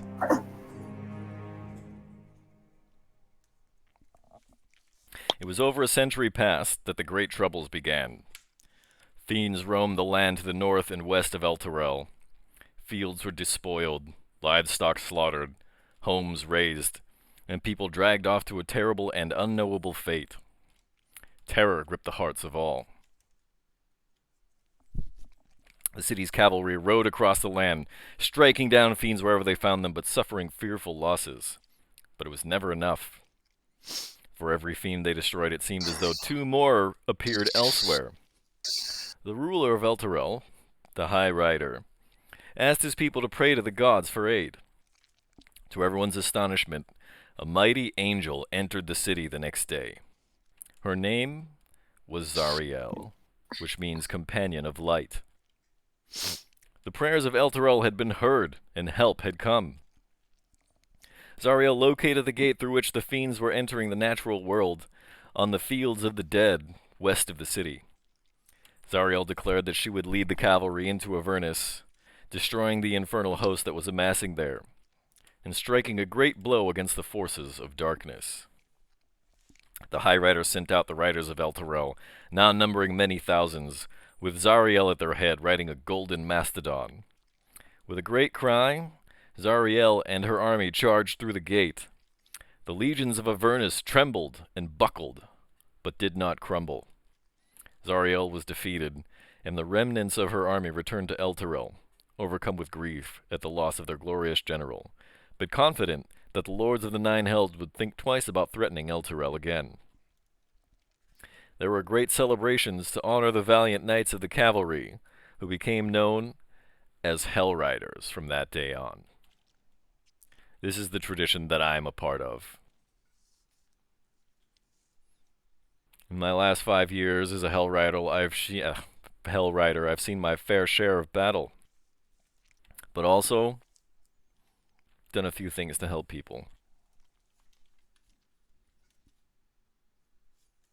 I understand. Which Wait, is one of the many motivations I had to become one of these knights, one of the ones with the tower shields. I also had that same compulsion within me to become something much more than myself, to carry on the legacy of so many who had come before me. I sadly have not managed to make that thing come true, but I respect that you have become the thing that you hold so dear, to become a thing of legend. I don't know about a thing of legend, but I think I'm pretty decent with this sword. It's kept me safe. you've been a Hell Rider for 5 years. I trained to become a Hell Rider. I started as soon as I arrived at the city. That was 5 years ago. I became a Hell Rider about a year and a half ago. You're at this. But you're still just a kid. How I was How old 15 were when you? I made my badge. Ah, I know. that's young. She's at the start Some of of her us journey. don't have the luxury of time. I was forced to grow up early, otherwise I'd be dead. What happened to Zariel? Well, as far as I know, what remains of her is probably still down in Avernus. On a golden mastodon, you said. That is the I want a legend. golden mastodon. That does seem pretty nifty. Anyway, I'm sorry. I mean, I So can't say for these- sure because I wasn't there, but These Hell Riders, they worship Zariel? were you listening just- to the story, Ned? You know, The Hell Riders are the cavalry of Elturgard, the holy city of Elturel. right, but you what's the word?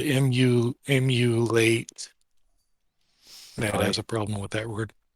She led the Hell Riders into battle. I don't know how many of us wanted to emulate an angel.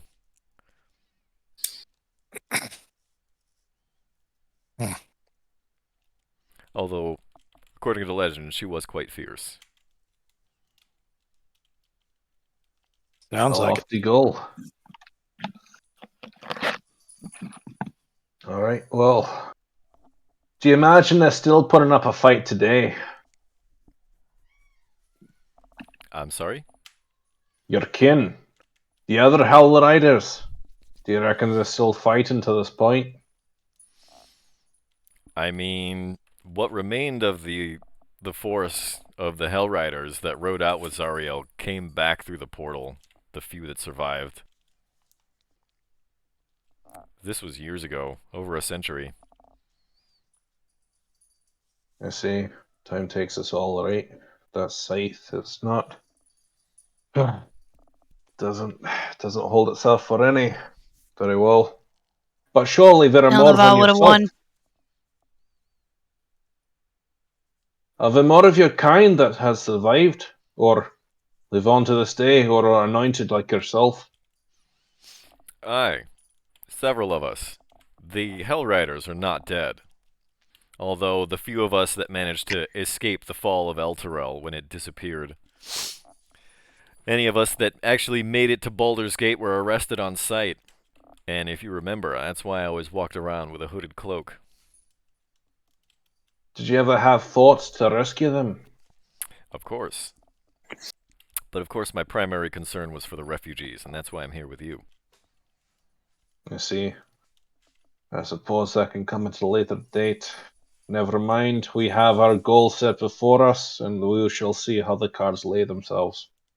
Perhaps, if the fates are kind, we'll help you in your endeavor, but I suppose we have the goal before us. Yes. How does one how does one get to Avernus?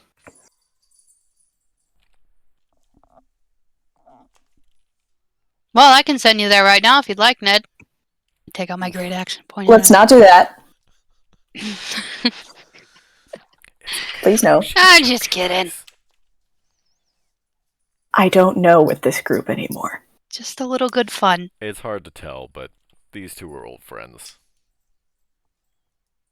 Okay. Pointing to Razi and Ned. This the shield is or the thing in the shield really kind of wants to go there. I think it can get free if we take it there. Oh my goodness, I think we just had a huge blunder. What? Who's carrying the shield? Ned. Oh, that was me. Ned. Yeah. We gave it back to Ned. Oh, okay. Yeah.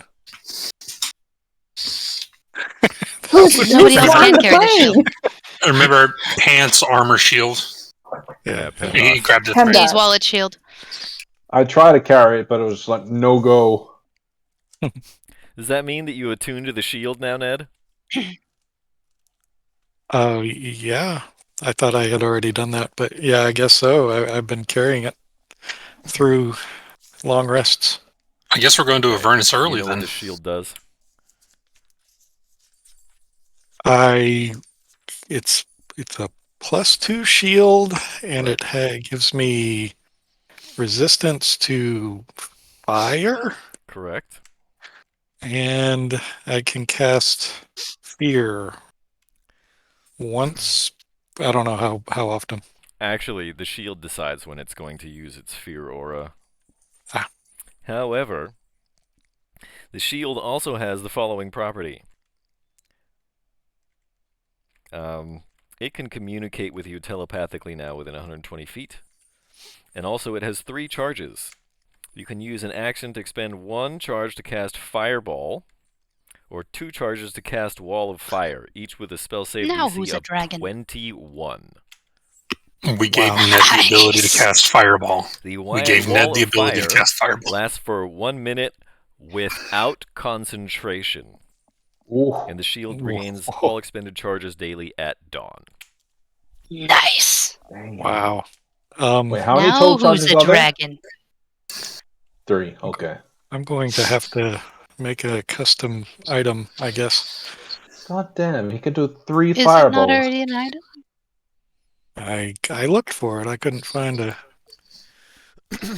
shield of the hidden lord. That's dumb. Pretty sure I have Avernus. Well, I don't know about the rest of you, but I have no intention of going to Avernus. Oops. I don't want to go to a place of fire and devils and all such. I No can't ways. imagine I would have any reason to do so either. I mean, I'm just here to help you guys with the delivery and all that. Well, Well, we're halfway there. I mean, we'll see. We'll burn the bridge when we come to it. I mean, you do have the ability to do that now. But mind you, that should be used sparingly. Do not burn bridges that we cross, Ned. Do you understand me? Do not burn bridges. Just please don't Ned set goes, anything on fire anymore. Or Bridge, our inventory. Fireball. Vargas. Huh? Yeah. Don't burn the carriage, Vargas. All Yeah, right, actually, I guess yeah. you guys have been walking most of this way. With your mule. That poor mule. Well, you know what? If I ever become a dragon again, I'll make sure I don't burn anything important. Alright, well.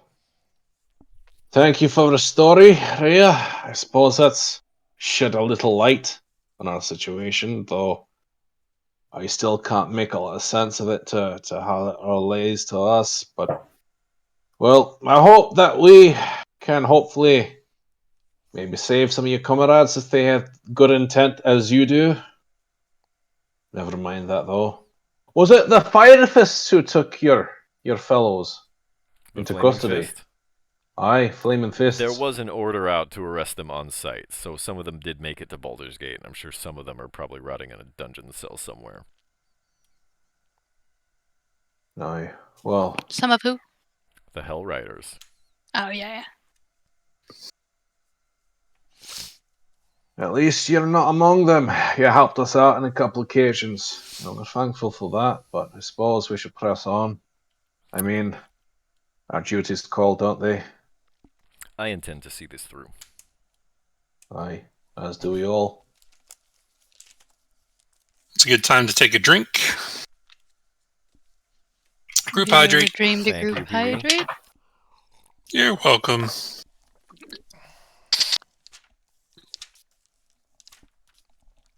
All right. Is anybody going to play any pranks or engage in any of the shenanigans this evening?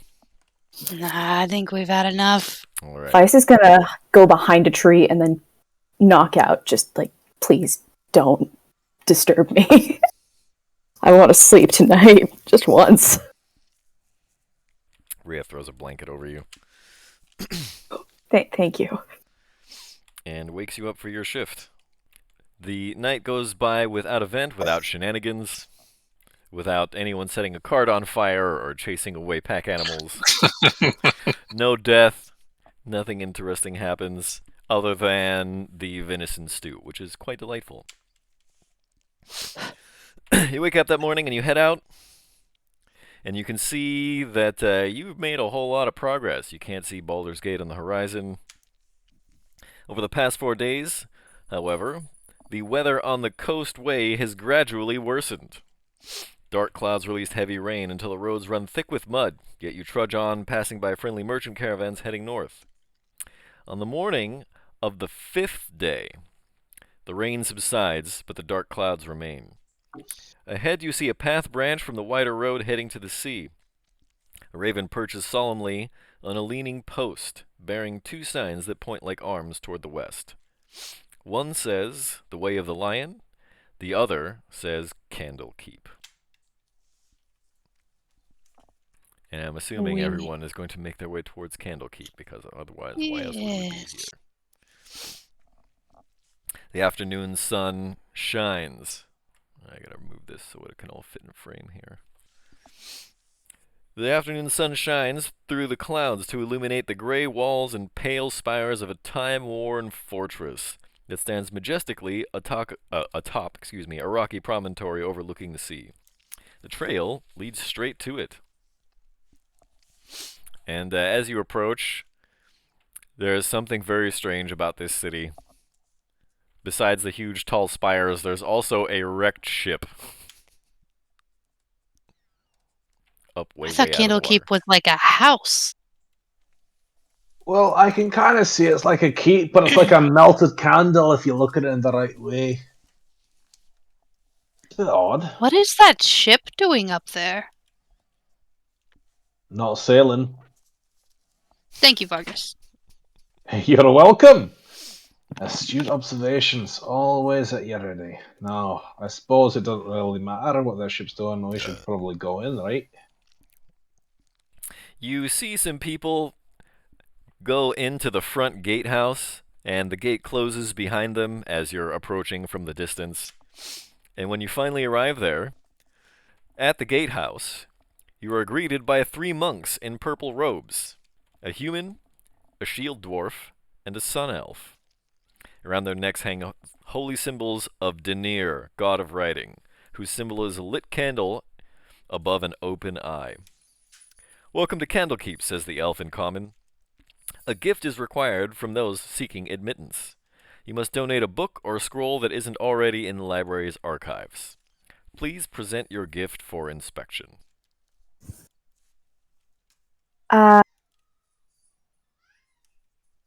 Would I have known about the toll before coming in or coming to the city? Unless you've been to Candlekeep? Maybe? I'm sorry, I was telling my kids good night. What was the toll? A book that is not in their archive. A book or a scroll that is not in their archive. My The only reason scroll for I have is this, and I'm not giving it away. I will duck behind someone who's bigger than me and use prestidigitation to try and make a little scroll that looks like a scroll of enlarge and reduce, and then try present it to these 3 before me. Prestidigitation cannot do that. Prestidigitation. Okay, very well. Well, then that's.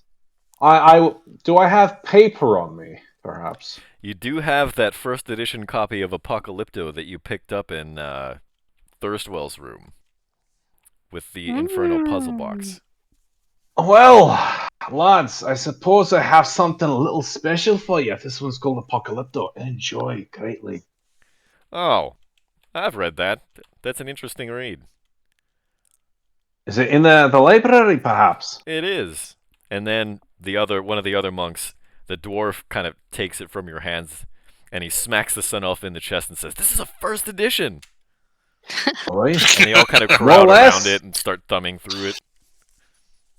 Did you can wash see your them, hands like, before you touched that? visibly salivating. Like, oh my goodness.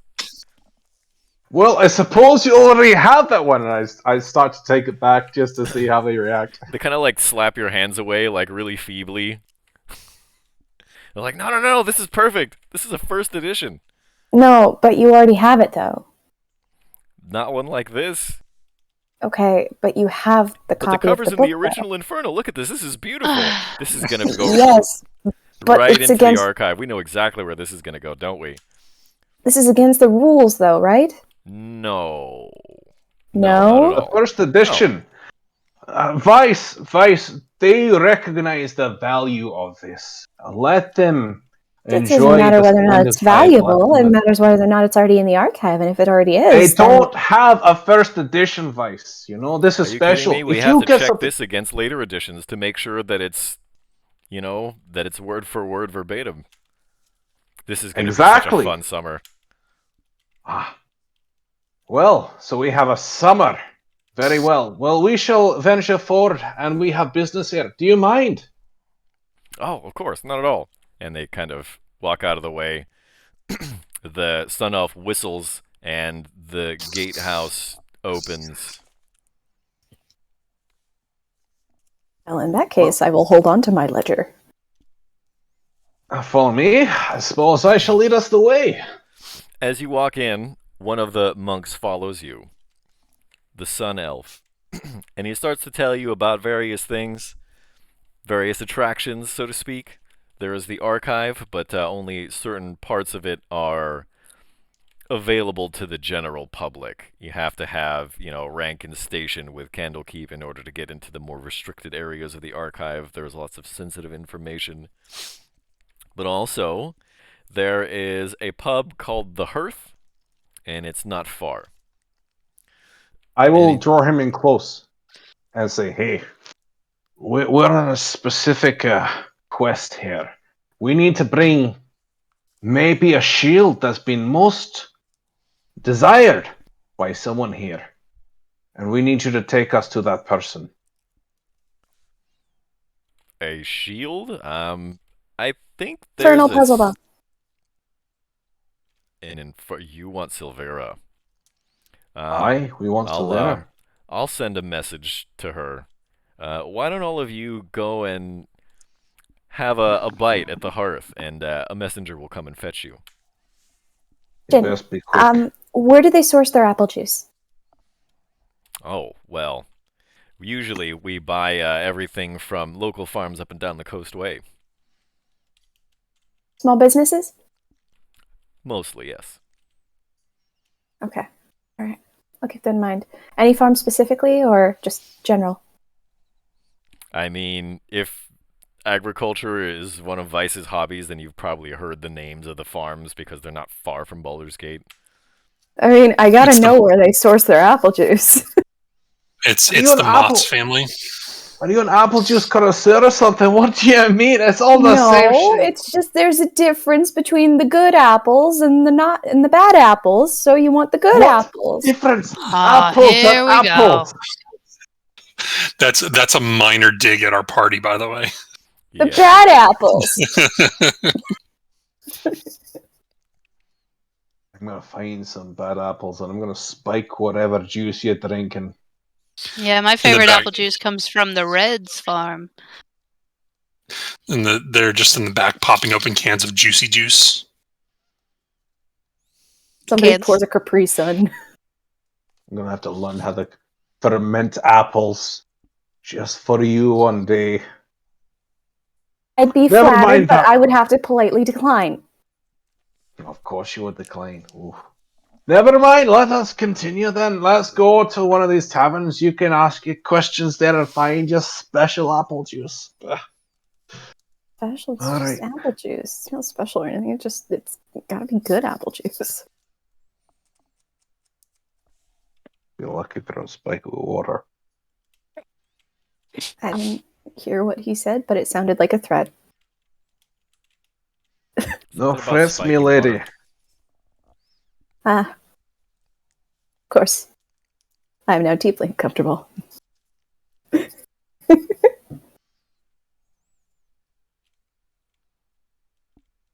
Rhea smacks Vargas in the chest. Anyway. Gonna hurt your hand on this chainmail. Careful, lassie. Oh, you think so? And she holds up her gauntlet. Please don't fight. Fight! Well, you know, I'm not gonna scrape just my looking out hand for on your the own chainmail. your own well-being. Careful now. Careful now. You know, I have we no just- intentions of hurting a lady. We That's no lady. Oh, well, ignoring whatever the heck is going on in this conversation now. Please don't get us thrown out of Candlekeep. We just got here. I was just joking around.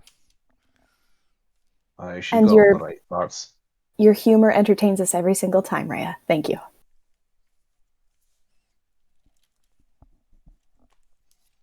So you're all standing just inside the gatehouse in the main square. There's like a post office and, you know, like a place where they just sell Candlekeep robes. And Do you they guys have are any sitting here ladies? having this really goofy conversation about spiking water. I'm gonna draft a fake love letter addressed to what was her name? The big lady at the bar in Baldur's Gate. Skuna. Skuna. I'm gonna write Skuna a letter from Ned. A really sappy love letter, and I'm gonna mail it. Okay, that's gonna take Gross. a little while to write. You're just gonna stand there in the square and write it. No, I'm going to the post office. So I'm you're like, just I'll gonna be back. Sit there in the post office for like an hour.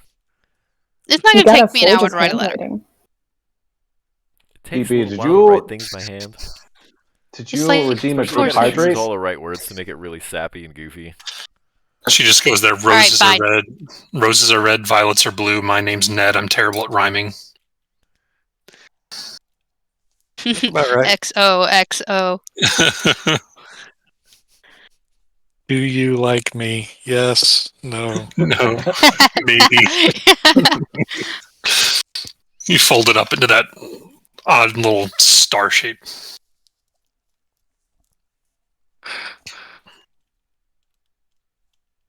That's I'm it. gonna That's head all I'm gonna do. towards. I'm gonna head towards where they told us to wait. That would be the pub, the Hearth. Hey, aren't they creative? On Oh, my look what square. this, a place with a nice wee fire called the Hearth. Oh, well, in Candlekeep, no less. Oh, let's sit around and enjoy this, won't we? I feel like I should make some awful joke here about a bunch of wizards sitting around playing Hearthstone or something. In any case, all of you who arrive at the Hearth, minus Razi, who's still writing a letter, find yourself in a pub with a low ceiling supported by massive wooden crossbeams and narrow shuttered windows. A large fire pit in the middle of the room is surrounded by a half-dozen tables and matching benches. When you show up, one patron stands out among the rest, head and shoulders out among the rest. An ogre, wearing a headband and robes. He's currently sitting in the corner reading a book. Otherwise, it's pretty dead right now. It's in the middle of the afternoon. There's maybe like 2 people at different tables reading a book while they're eating. And then a barkeep and a cat sitting on the bar. I immediately go up to the cat Cat and is start giving the Priorities. scritches. Start giving the scritches behind the ears.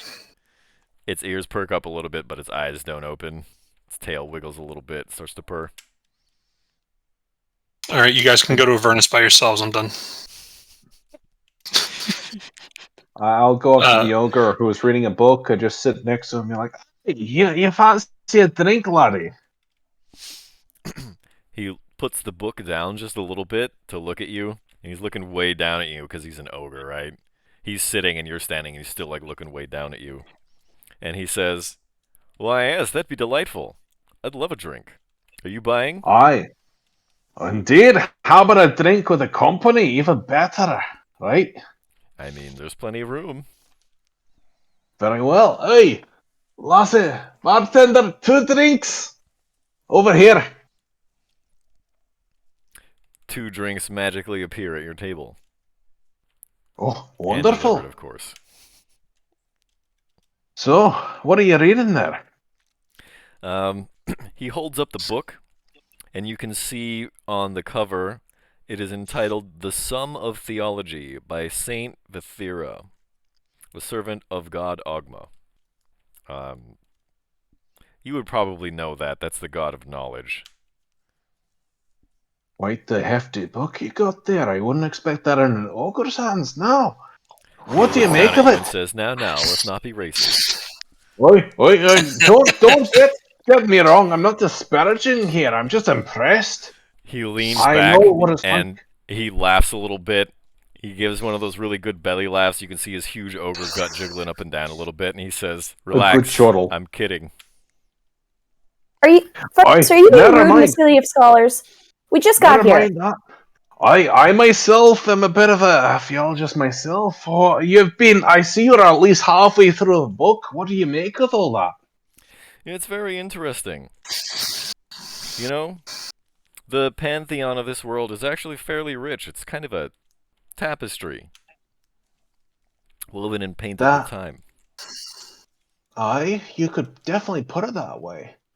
And so then, after looking at all of that, at all the different gods that paint this world, which one, if you would to ever paint your servitude to, or such, if you know what I mean, do you think any of them are worthy of your service? Would you ever pledge yourself to either of them? Any of them?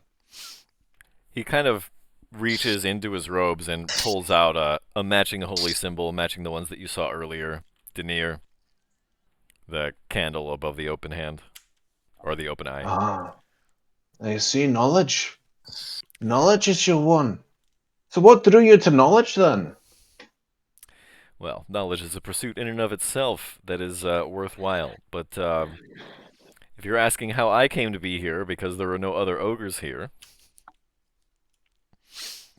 I wasn't always quite so bright. I met a halfling on the road, and I surprised him in the middle of the night.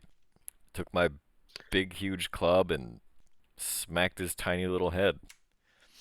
And he was wearing this headband. So I took the headband for myself, and after sitting with it for a little while, I felt a lot smarter. And afterwards I realized what I had done. And so I wanted to seek out a better life for myself and try to do good things with the time that I have left. Well, they say The your roots must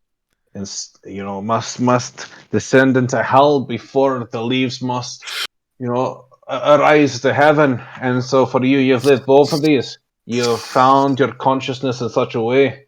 Very well. I commend you to have taken upon such an act.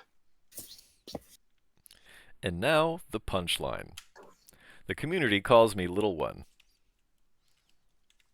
Oh.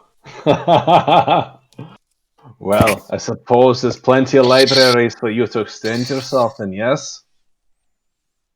I have spent the last few years here reading. I haven't been able to bring myself to leave this place. This is such a repository of knowledge. I see. Quite the follower. This is Now, just what do like you a make of this divide. life? After all this time that you've spent here among all this knowledge, how do you think it is to live a good life? I'm sorry, I'm not sure I understand the question. Good? What do you mean good? You Quite said a how is it to definition. live a good life? I don't know, Indeed. it's good. No. I mean, how do you live a good life? I mean, plenty of us, my friends and I, we are all working on our own moral compasses, you could say. We all try to do things that we believe are in the interest of not just ourselves, but others. And here you are, in a repository of all the knowledge of your God, the God of knowledge. You must have certainly found something worth, I don't know, staying here for. Not to mention, perhaps sharing. Well, as I said previously, knowledge for knowledge's sake is a worthwhile pursuit.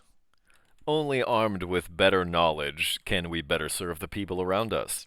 There is a reason why we sentient beings have become the dominant species of creatures on Toril. Because we use our brains. Although there was one time when I had to go to Baldur's Gate and I chased some wolves away from a merchant caravan. That felt pretty good. See? That one I think I heard about that one in the paper. Oh, did they write about me? Yeah. I guess by this It time was really Mice has vague, sort of though. gravitated over to the table. Please Absolutely. Upon the repetitive reference to the obscene amounts of knowledge that are available in Candlekeep, Vice is just gradually kind of inched closer like a little corner goblin. Just kind of like fascinated. Little one scoots a chair out for you to sit in. I see. So, the hunger of the beasts of the land are not worth the lives of other beings in your eyes. That's wonderful. You've seen to a be fair, greatness beyond that. Wolves don't exactly write repositories of knowledge. They don't indeed, that is true. Opposable thumbs are quite the little mechanism, aren't they? They certainly Not to help. mention what we have here.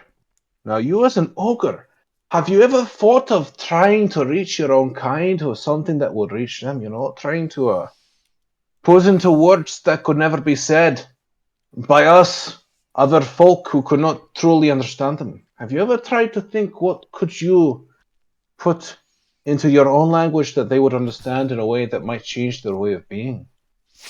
I had considered it on several occasions. I'm still considering it. However, the way that my people live is not sustainable to modern and polite society. If there were some way that I could try to incorporate them better, then I might have tried to do so by now. I understand But it's not completely. easy or simple. Of course. I mean, this is uprooting a society built on who knows how many years and generations and so much more. I understand. And believe you me, I have no intention whatsoever of trying to become some leader of ogres. I feel the power would probably corrupt me, and many would suffer as a result. Unfortunate as power goes, 100% I understand. That is an unfortunate cascade of power itself. Very well. I thank you for giving me your time, and I appreciate your answers. Thank you very kindly. I hope you drink this drink well, and cheers! Oh, well, I was going to challenge you to a drinking contest. Me to an ogre? I would not see myself so hubris, It would not work kindly for me, But I appreciate that you would consider me an equal. I believe, for your remark earlier about me being an ogre, I believe the correct response is, "What's the problem, little man? You afraid you're gonna lose? I thought dwarves were good at drinking." Dwarves are good at drinking, but we recognize our betters. An ogre? What can I say? I don't want to die tonight. I have better battles before me. So for you, I wish you well in your studies. I shall look go like and you could join probably them. drink a whole keg of ale without dying. Let's not kid I mean, ourselves, friend. The last Perhaps I alcohol that could. he had, he cried before he even finished the bottle. So In the sight of He's a you, no lightweight. less. Damn, I should put some I money know. on this. I'm a man who knows a tragedy when he sees it, and for my own weakness, I cannot, for some reason unbeheld to me, withhold my own, what would I call it, compassion. you For when cried I see because the I was suffering of others. uncomfortable. Indeed, and I felt it. I would not call myself an empath, but for some reason it has become upon me that trait is now mine, and though I would say raka to this thing, I must admit that it is a part of myself. But never mind. It is neither here nor there. You ogre! You would challenge me to a drink and I would lose, and I will save ourselves the battle. I recognize that you are better than me in that sense, and I say, hey, enjoy your reading. I will not keep you from it. And for you, Vice, I know what you went through, and I'm sad that I had to experience it. Now I will drink in peace and quiet, and I will take my leave. As And you're I getting go up I to had to leave, experience it as well. the last thing Little One says is, life is a journey, not a destination. The drinking of the drinks would have been the memorable experience, not who won. Am I back yet? A short Sure. experience for me. A short journey, nonetheless. Battle or no. But it is neither here nor there. And right But about now, imaginations. Rozzy walks in, one piece of paper lighter, not that anybody noticed, but also with a big old smile on her face. Yeah, so I walk in, I sit down next to Ned, I take out my scroll, and I just put another line next to my name and look him dead in the eye, and then pull it up and put it back away. What did you do? I'll find out soon enough. Here, I got you a drink. I don't know. Why I don't know what you said. You broke up. Meet Morp. Megatron. not? Sorry. Sandwich Mickey. Megatron. Where's the Allspark? Alright, so anybody who wants to have a drink is welcome to do so. Anybody who wants to get a bite is welcome to do so also. A short time after you arrive, however, probably about in the middle of your meal if you're eating, a messenger will show up. During that time, does anybody else want to engage Little One in some conversation? Vice scoots closer. Definitely and gonna go just- sit by him. Vice is gonna scoot just the slightest bit closer and just gonna be like, so, out of all the books that you've read here so far, which one's your favorite? Oh, that's a tough one. I just finally read Apocalypto. That was pretty interesting. Hey, I don't think I've read that one. And I'm kind of regretting that now. Are you interested in infernal lore? Oh, absolutely. In fact, I specialize in infernal artifacts. Get out of here. That's so cool. And then Yeah. he starts nerding out over all his stuff. I He starts to ask you about infernal puzzle boxes, hellfire weapons. I go the full 9 yards, obviously, and nerd out as well. By that point, I he's going to interject. insist on buying you some food and a drink. I interject. Ned's got a hellfire weapon. He He kind of He gently puts kind of- down his fork and looks across at the gnome and goes, "What?" it's a long story. And one that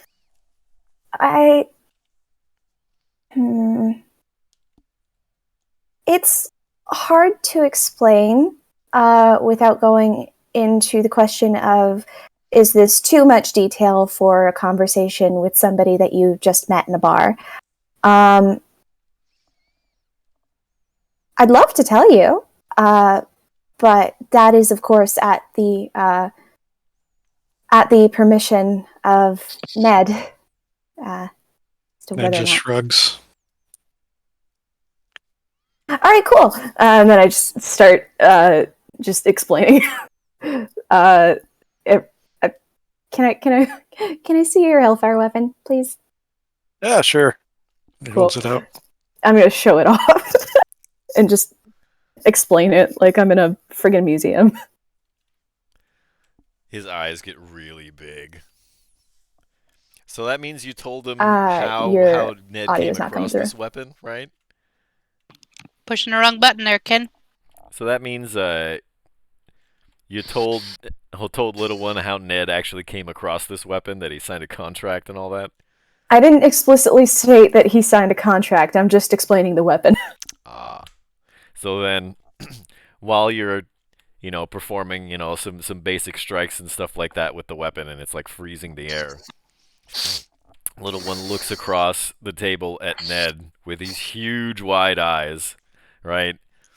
Basically, you have to like sit in a booster seat just to sit like, at normal level at this table, and there's this huge ogre leering down at you, and he says, "Where did you get that?"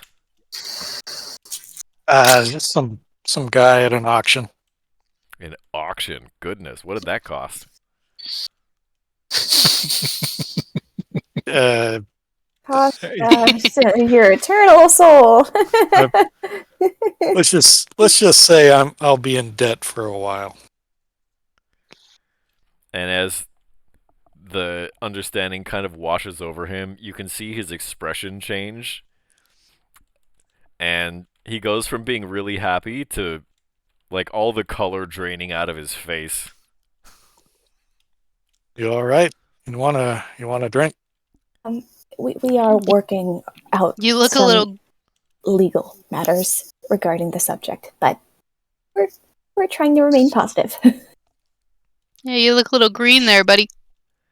At that point, he slams his ale and says, excuse me a moment. And he picks up this huge voluminous tome that probably weighs like 30, 40 pounds, and he hightails it out of the bar. He must. Great. You scared him off. He must. Maybe he's going to join my fan club. Yeah, he's gonna go write Skuna a letter too. Vice is going to go over and pet the cat, just real dejected. Cat does the same thing. It doesn't move other than, its ears perk up and its tail twitches a little bit and it purrs as you pet it. And about that time, the door opens. Nobody walks through, however. There's a faint sound of tiny little feet pitter-pattering, and then, all of a sudden, in the middle of the table, appears a small demonic creature, a quasit, and it's holding a small scroll.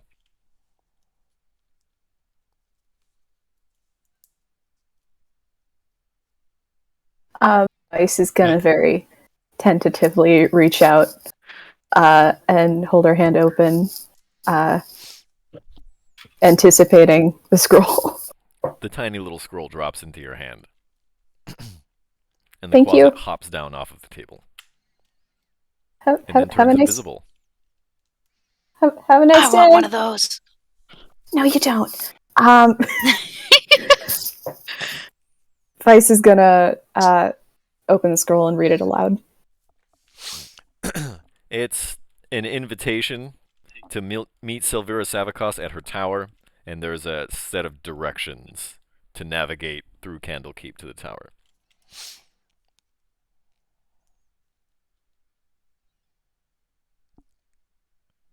Well, no time like the present. Yeah, I mean, I was gonna have a meal here, but my company left because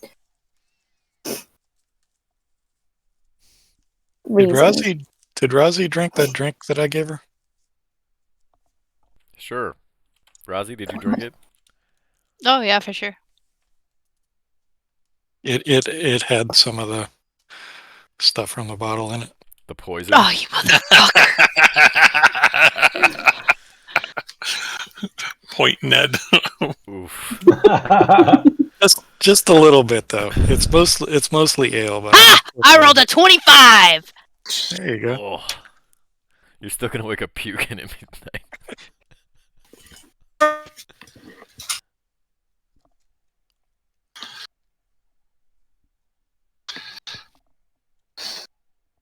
So I don't know yet that there was No, you won't know that in until there. All right, midnight. we'll talk about it later. Yeah, Well, that is like- unless Ned chooses to reach over and scratch a single line under his name. He has to ask for the scroll. Yeah, fair Not enough. until she pukes. Fair enough. I guess it's time to head up towards Silvira. Silvira. Silvira So- Savakos. Silvira.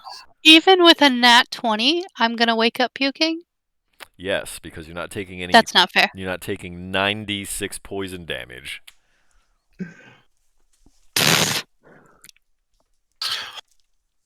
All right, how about we head up towards her place and have her take a look at some of these things? All right. Then in that case, you make your way into the upper reaches of the city, up into one of these towers. You have to pass through several security checkpoints, and as you get deeper and deeper into the upper city, the security checkpoints look better armed, and there are fancier-looking mages standing around near all of them. And eventually, you make it to a tower. And you hike up the tower. It takes a little while because it's tall. But eventually, you find the walls of the circular tower chamber that you enter at the top are punctuated by arched windows that are currently shuttered. Bookcases filled with eldritch volumes stand between the windows, while tables are crowded with specimen jars, alchemical equipment, and other clutter. Engraved into the floor of the chamber is a large 9-pointed star. A middle-aged tiefling dressed in wizardly robes stands by one of the windows, caught in a fugue of intense contemplation. Perched on the corner of the table nearby is a spindly little demon with warty green skin, buggy eyes, thin black horns, and a whip-like tail that you saw just probably half an hour earlier before you started to walk up the hill. "I can't tell you how pleased I am to see you," says the tiefling. "What have you brought me?" Well, isn't it your lucky day? Oh, the things we have to bring you. Well, Ned, come on forward. You have the most prominent thing, don't you? Vargas, before we I start, do, Vargas. Vargas, Ned, before we start handing some stuff over, I'm sorry, we haven't introduced ourselves. Someone here has some manners. You must be Francis. That is correct. And might I ask your name, please? I am Silvera Savicus. Understood. It's good to meet your acquaintance. While we were down in Baldur's Gate, one of your acquaintances, workers, helpers, Fisk, he directed us your way related to a couple of infernal artifacts that we came across. Yes, he sent word ahead of you. Very good. I'm glad to hear that he's. I hope he's doing well. I'm glad to see that all of you made it to Candlekeep. Did you experience any difficulties along the road? I mean, more self-inflicted rather than any outside influence. The mention of that, the Quasit, the little demon thingy, like Silvera and the Quasit both just kind of stop. You know, whatever it was they were doing, walking around the room, pouring tea, blah blah blah, and the Quasit drops a test tube and it clatters to the floor and shatters. Oh. Francis, I had already presumed. Did you not catch on? Like, we know this is the person we brought to you. This is this. I do. Never mind. It doesn't matter. All right. Vargas. I understand that you like to do things your way, but in conversing with others, it is polite to have a little bit of small talk before you get down to business. You just entertain me for a little bit before we hand over these items. Now, Savara, we're under the impression that you were already suspicious of Thavius Krieg. Is that correct? That is correct. I have, for a long time, been suspicious of the High Overseer of Elturel. But no one wanted to hear my concerns, because Thavius Krieg was widely regarded as a hero who saved his city from an undead scourge, giving rise to the holy nation of Elturgard. And at that point, Rhea just kind of... Well, Savara, I have well, to validate your concerns, we did come across Thavius. He was praying in front of this shield that my friend Ned is holding on to. And we captured him and brought him to the Flaming Fist down in Baldur's Gate. Where he was executed. Yeah, he was executed and turned into a puff of smoke, I believe, when they chopped off his head. That means he made some kind of infernal bargain, right? I mean, you would know better than me. Did he have an infernal shadow? He did. Yeah, he burned away. You know, he was hailed as a savior. Thavius made all citizens of Elturel swear an oath called the Creed Resolute, which binds them to defend the nation of Elturgard. I met him years ago, and my instincts back then told me he was a charlatan.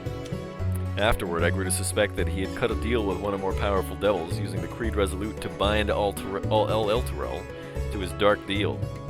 I wish to prove my theory, and I believe the evidence is locked inside that puzzle cube you carry. Well, Do you have experiences opening up these puzzle cubes? She cracks her knuckles. They're my don't specialty. we have? I have but one question, ma'am.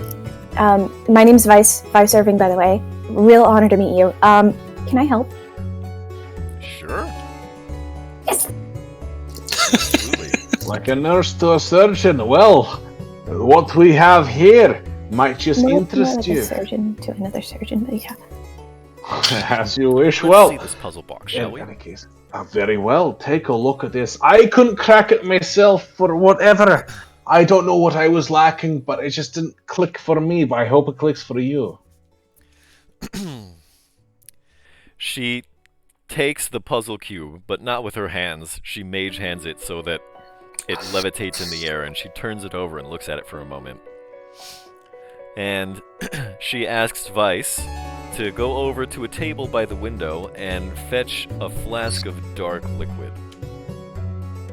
I do so. She turns it over and she tells you to pour just a little bit in this one spot. Yep. As you do, this dark liquid starts to flow into some of the grooves, and she mage hand tilts and tips the box so that the liquid flows into certain directions through its maze-like patterns. Some of the things that you notice, because you're an infernal puzzle cube geek, is that in some of the chambers, like there are some that have like a little bit of lava and a little bit of steam, but because, you know, the heat pushes the steam away, they're always on opposite side of the small chambers. And the liquid makes a buffer in between them so that they can go into nearby niches. And after turning this thing over and solving various layers of this puzzle, eventually it cracks open.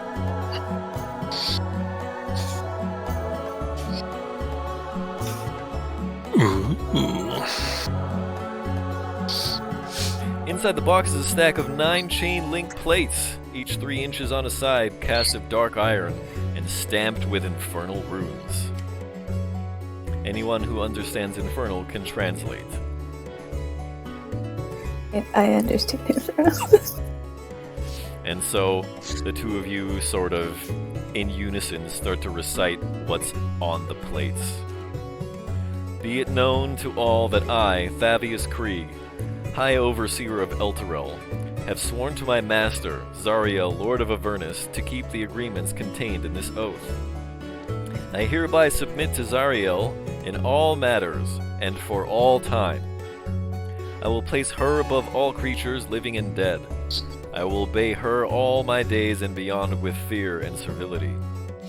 I recognize the dispensation of the device, called the Solar Insidiator, hereafter called the Companion. In my capacity as High Overseer of Elturel and its vassal territories, I acknowledge that all lands falling under the light of the Companion are forfeit to Zariel. All persons bound by oath to defend Elturel are also considered forfeit.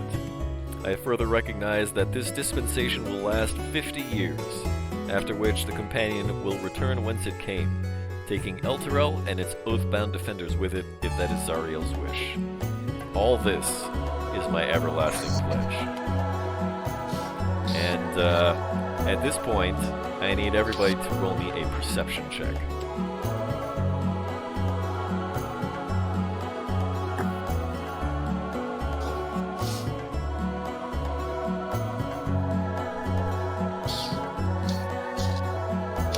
Francis. Oh, damn. This is a surprise. I think everybody but Francis can kind of see that Rhea is slumped over by one of the open windows, leaning against the wall.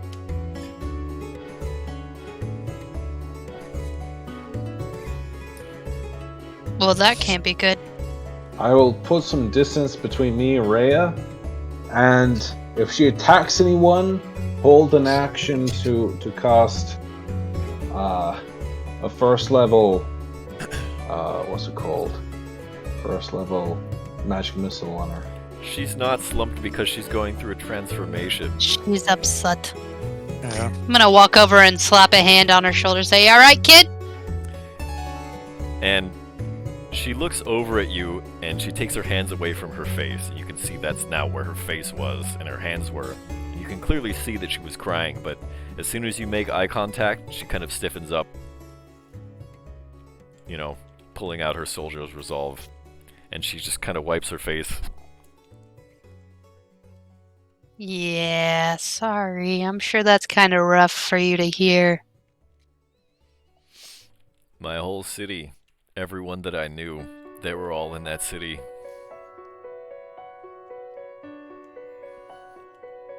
In this puzzle box, in this contract that you said, they claim that Zariel was a lord of Avernus?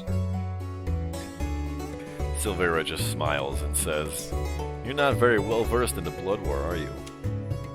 Unfortunately, I am not. Once upon a time, a long time ago, the Outer Planes were created, long before the Inner Planes, the one we're on now, being the innermost, the prime material plane.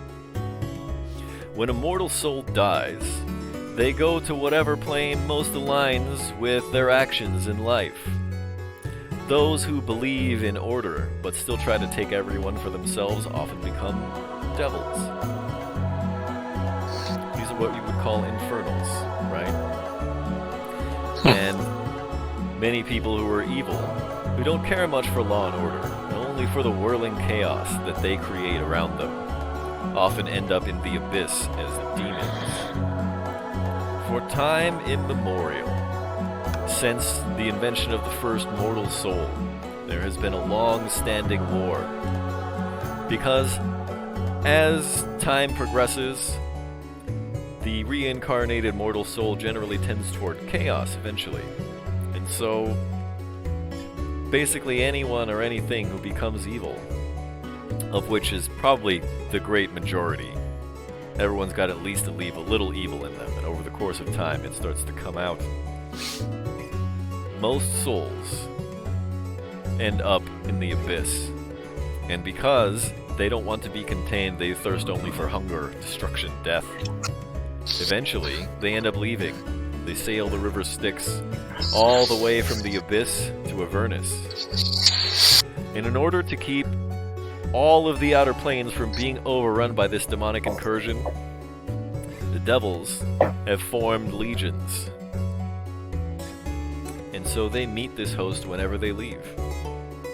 Sometimes, the devils push the demons all the way back to the abyss. And sometimes, the demons push the devils back all the way to Avernus. And so it has been for many millennia. They call it the Blood War. Sounds like my kind of thing. Shit, well, that might just be where you and I are going. Oh no. So Zariel, along with which Rhea and her guard have dutifully fought for all this time, is now a demon? Or a fiend or a devil within Avernus? Huh. And Razi, you hear this clearly, but everyone else just kind of hears Rhea mutter on the other side of the room. Zariel wants my soul. She's welcome to try and take it. Everyone but Razi. Razi hears this, but Razi's standing next to Rhea. Everyone else kind of hears it. It's a little muffled, but because she's on the other side of the room and she's not speaking loudly. We got your back, kiddo. And this other thing that was in the contract that he was devoting himself to. It was a sorry, I forget what was said during the speech. A golden something or other, golden idol, golden symbol, companion. The companion. Whoa, the companion. Thank you. Also called the Solar Insidiator. And is that a what Ned right here is currently holding on to? No. Your companion, the Hellrider, can probably tell you a little more accurately than I, but once upon a time, a long time ago, before the demon incursion, before the devil incursion, before the fiends started to gather in the plains in the west of Elturel, the plains out there earned their name. I think it's... Sorry, DM brain fart. I think it's called the Plains of the Dead. Or the Fields of the Dead. That's what it is. I apologize. The Fields of the Dead earned their name not because of fiends incurring upon civilized territory, but because vampires roamed far and wide throughout the countryside, killing indiscriminately. And so they built this device, the Solar Insidiator, the companion, to burn away the vampires. And so there was essentially sunlight 24 hours a day, and the vampires couldn't get anywhere near Elturel. We just call that Alaska. Interesting. So what use would he have for that item? Well, everyone who falls under the light of the companion, everyone who's a member of the nation of Elturgard, apparently is bound now by this contract.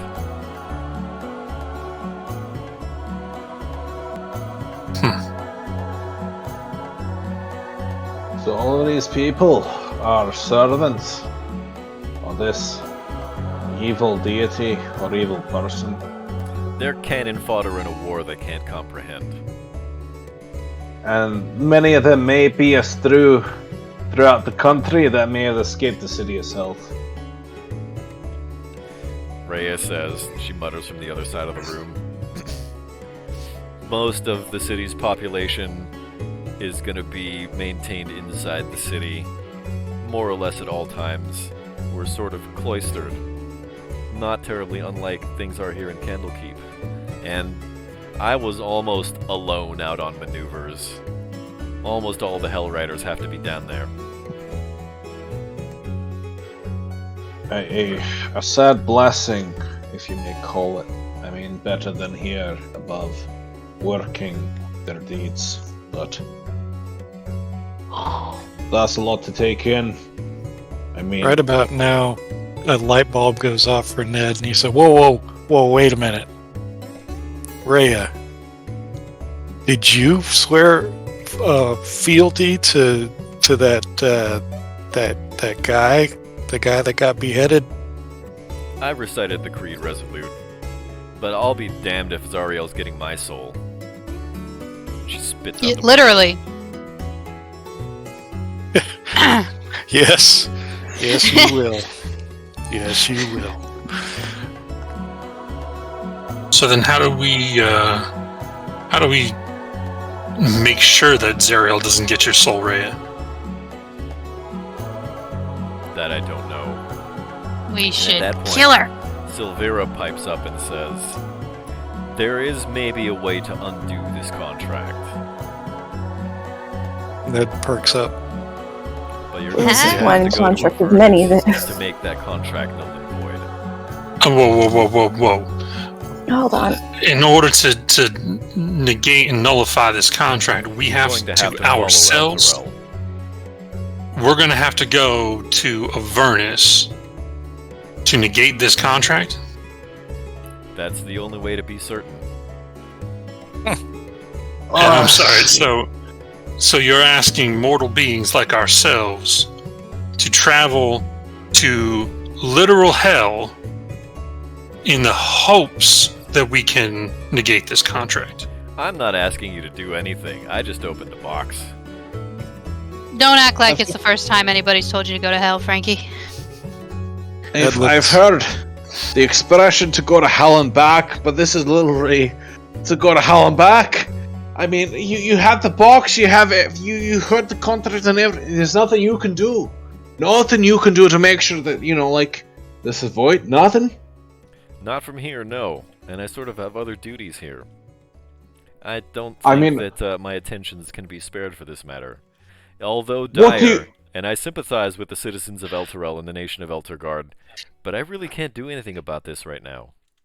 What the fuck do you have going on that's more precedent taking than this? Whoa. At that point, Vargas turns into a toad. Vargas. Into a what? Into a toad. No Into a saving toad. throw. Yeah. And Right. Silvera says, "That's none of your concern, Master Dwarf. And maybe one of these days, when you have the responsibilities that I have, once you're more practiced at magic, perhaps you'll understand." And at that point, the Quasit picks Vargas up and starts running around the room with him. Oh, I'm wait, gonna start hold on. chasing it. Give it back! That's our dwarf! Ned, Silvera Ned says, looks Stop! You're gonna knock stuff over! This is Ned a looks at the laboratory!" shield. Looks at the shield and says, "Well, that's all very convenient. Did you know about this?" You get no reply, although you feel like maybe there's some kind of sense of satisfaction coming from the shield. Yeah, you knew about it. Silvara, let's say we believe this and that we're going to be going down to Avernus. How would we get down there? Well, I could plane shift you there, but I think maybe I'll have one of my colleagues try to transport you to Avernus. I'm kind of in the middle of a million things right now. You know what? We haven't even talked about this shield. Oh, right, yeah. My apologies. I thought we had covered that. Ned, would you mind tossing your shield up here? Yeah, toss the shield, Ned. Ned tosses the shield. Don't throw it on. Don't throw it on the table. Oh. All right. He sets it down nicely. Have I caught the toad yet? Have I got the demon with the toad? Oh yeah, Vargas is back to normal now. Okay, cool.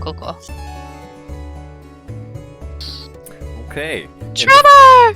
before we discuss the Shield of the Hidden Lord, this is a good time for us to take our second regularly scheduled break for the evening. So, we are Crit Cats, and we'll be back in 10 minutes. It is now 10 p.m. Central Time. We'll be back at 10:10 p.m. Central Time. We'll see you then.